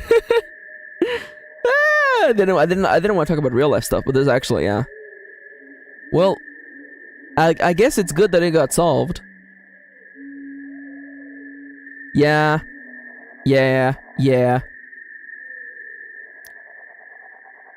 It's really it's wild considering like the steps she had to take to end up in the water tower of the building, but nonetheless, you know. Wild. That is the scariest story we have read tonight. And we haven't even read it. Oh my god. Alright, well, that's it. That's it for today's spooky times, by the way. I would turn the lights back on, but that takes a lot of fidget. You know what? Why not? You know what? I'm gonna give you all a nice little chance to like decompress from all the scary stuff we watched today. By literally turning the lights on, by the way. Let me just, boop. And now I have to like, I gotta like, let me just turn off the beam of light. Boop. And actually, I believe I can just boop. Boop. No, I'm still green. Damn it. Let me actually really quickly, check out those filters, by the way. There we go. Look at this. Look at us, by the way. There we go. And you know what? Let me actually give you all a little bit of like a nice like decomp. Let me go find my normal. Oh, I do love this background though. No, I can't have that background on the stream. You know what? Let me just this one's pretty. This one's pretty. Hopefully it won't crash the stream. There we go. Look at this. Look at us. You did enjoy this setup. Thank you. Oh, let me actually also put some music on, like some real music.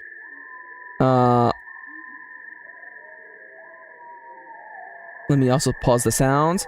Boop.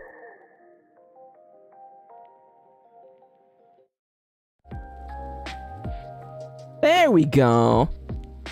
Look at us, by the way. Look at us being back to our normal programming, huh? Did y'all have fun today? It was a fun time, huh? Just sharing spooky stories. I'm gonna have two maxes on the screen for a second, by the way. There we go. This is better. Huzzah! Back to reality. The spooky times are over. Yes. Hello, friends. It was fun. Hell yeah, I had a lot of fun. This was nice. Did you all enjoy my reading voice? This was fun.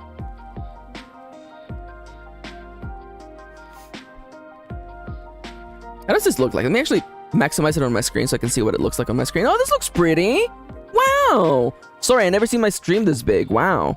This is what a stream looks like to you guys? Jesus, this is nice. This is nice. Damn. All right. Very good. Hell yeah. One day me and you will read my immortal together. Hee hee. Oh, hell yeah. Let's go. I actually really want to read my immortal. I heard it's terrible. Oh, thank you. Zika says, yeah, right. Watching your own stream in big is always froggy pog. It is. It's like I only see the preview on OBS and it looks small always. But seeing it big, I'm like, wow, I actually look kind of nice. I will be, now that we are moving away from the spooky vibes, by the way, thank you all for coming today. This was really, really fun. Honestly, I really needed a break. I've been non-stop working on Roll for a Novel, which, you know, You know what? I can give you a little sneak peek, actually. Let me give you a little sneak peek. I've been working on the store page. Max reading vibes are so chill. Oh, I'm happy to hear that. So, let me make myself small again. Let me take off Big Max away. And... Oh, look. I'm working on the store page for Roll for Novel. It looks pretty. These are just placeholder screenshots, by the way. I took off the texture so the top mountain bleeds into the actual background of the store. I feel like this looks cool, huh? Thank you. Yeah, I had a lot of fun yesterday drawing the cover. Yeah. Yeah, the cover for Roll for Novel is very artsy. Yeah, the mountain bleed came out really fun. Yeah. Again, I've been having a lot of fun with it. It's just the kind of thing where, like, yesterday when I was drawing it, I was like, am I gonna be artsy? And I'm like, well, like, if I'm having fun drawing the cover, just do it, you know? Just chase the fun. That's half of the stuff that I talk about in Roll for Novel, by the way. Just chase the fun. You know? If something inspires you to keep going, if it keeps you, running, then chase it. Why not? Have fun. Let me also, by the way, for anyone who didn't see it, there it is. The official cover of Roll for Novel, by the way. Oh, there we go. I can do it like this. There you go. There it is. It came out very nice. Again, it looks... Let me actually... Yeah, there you go. And it looks like it's a font. I just wrote it by hand. It just looks so nice. It just looks so nice. Roll for Novel. Came out so good. I love it. It looks like a redrawn cover of like a classic novel or something. You know what I'm saying? That minimalistic style. But yeah, we have a lot of fun stuff to look forward to. Max font when? I have actually done the thing where you make a font using your handwriting. I have done that. I should do it again though. That's fun. It is really fun.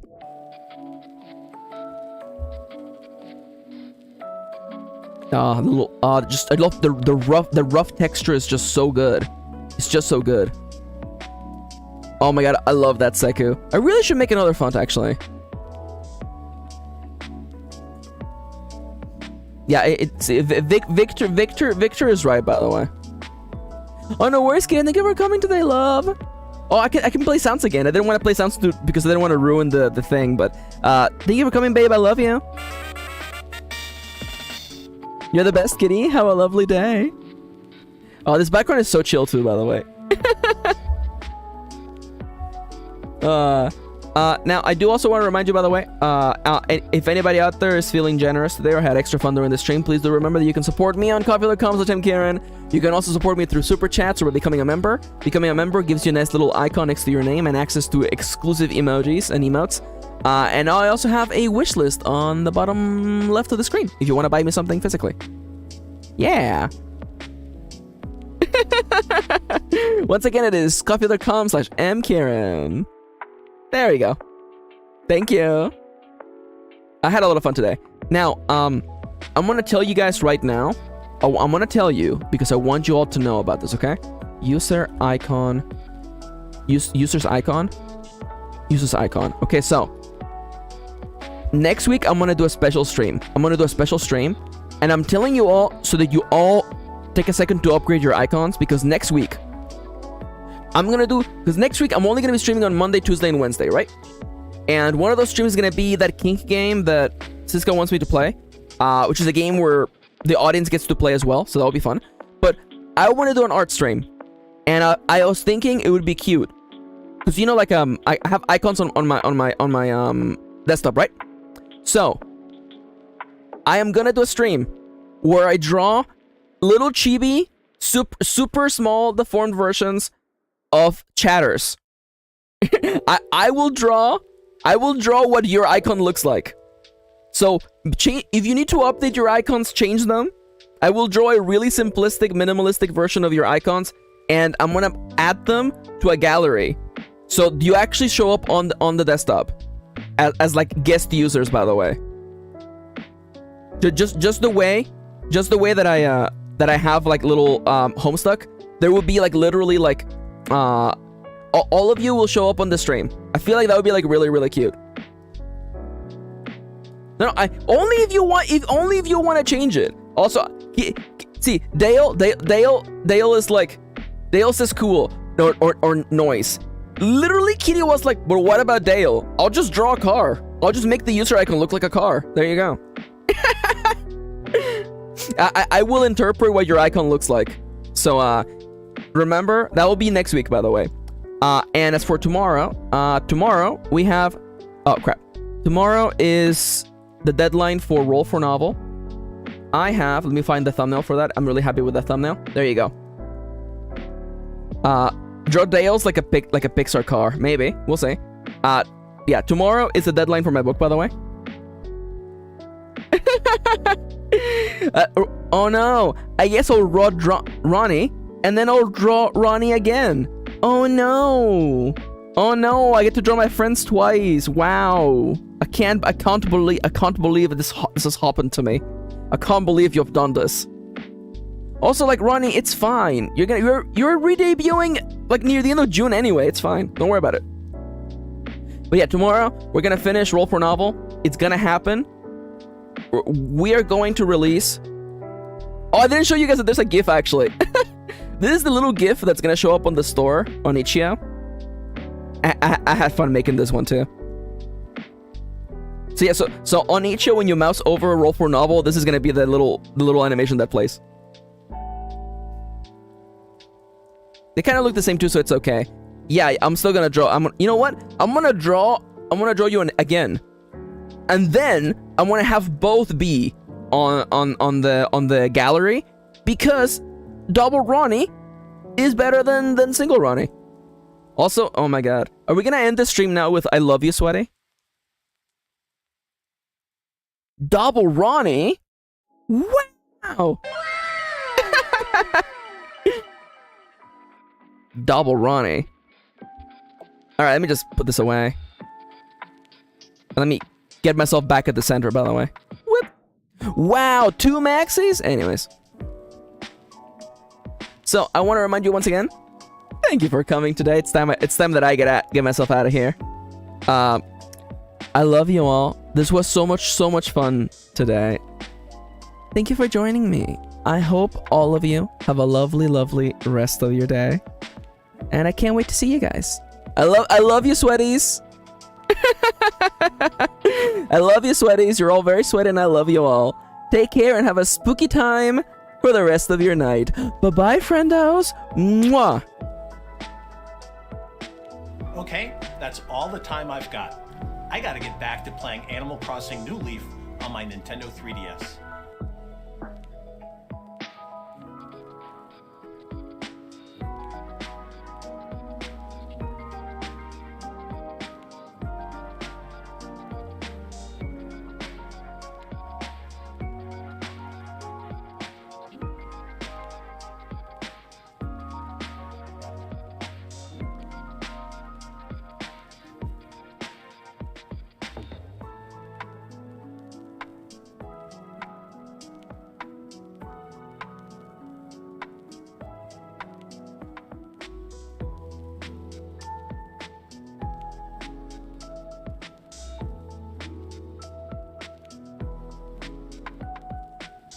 Mission complete.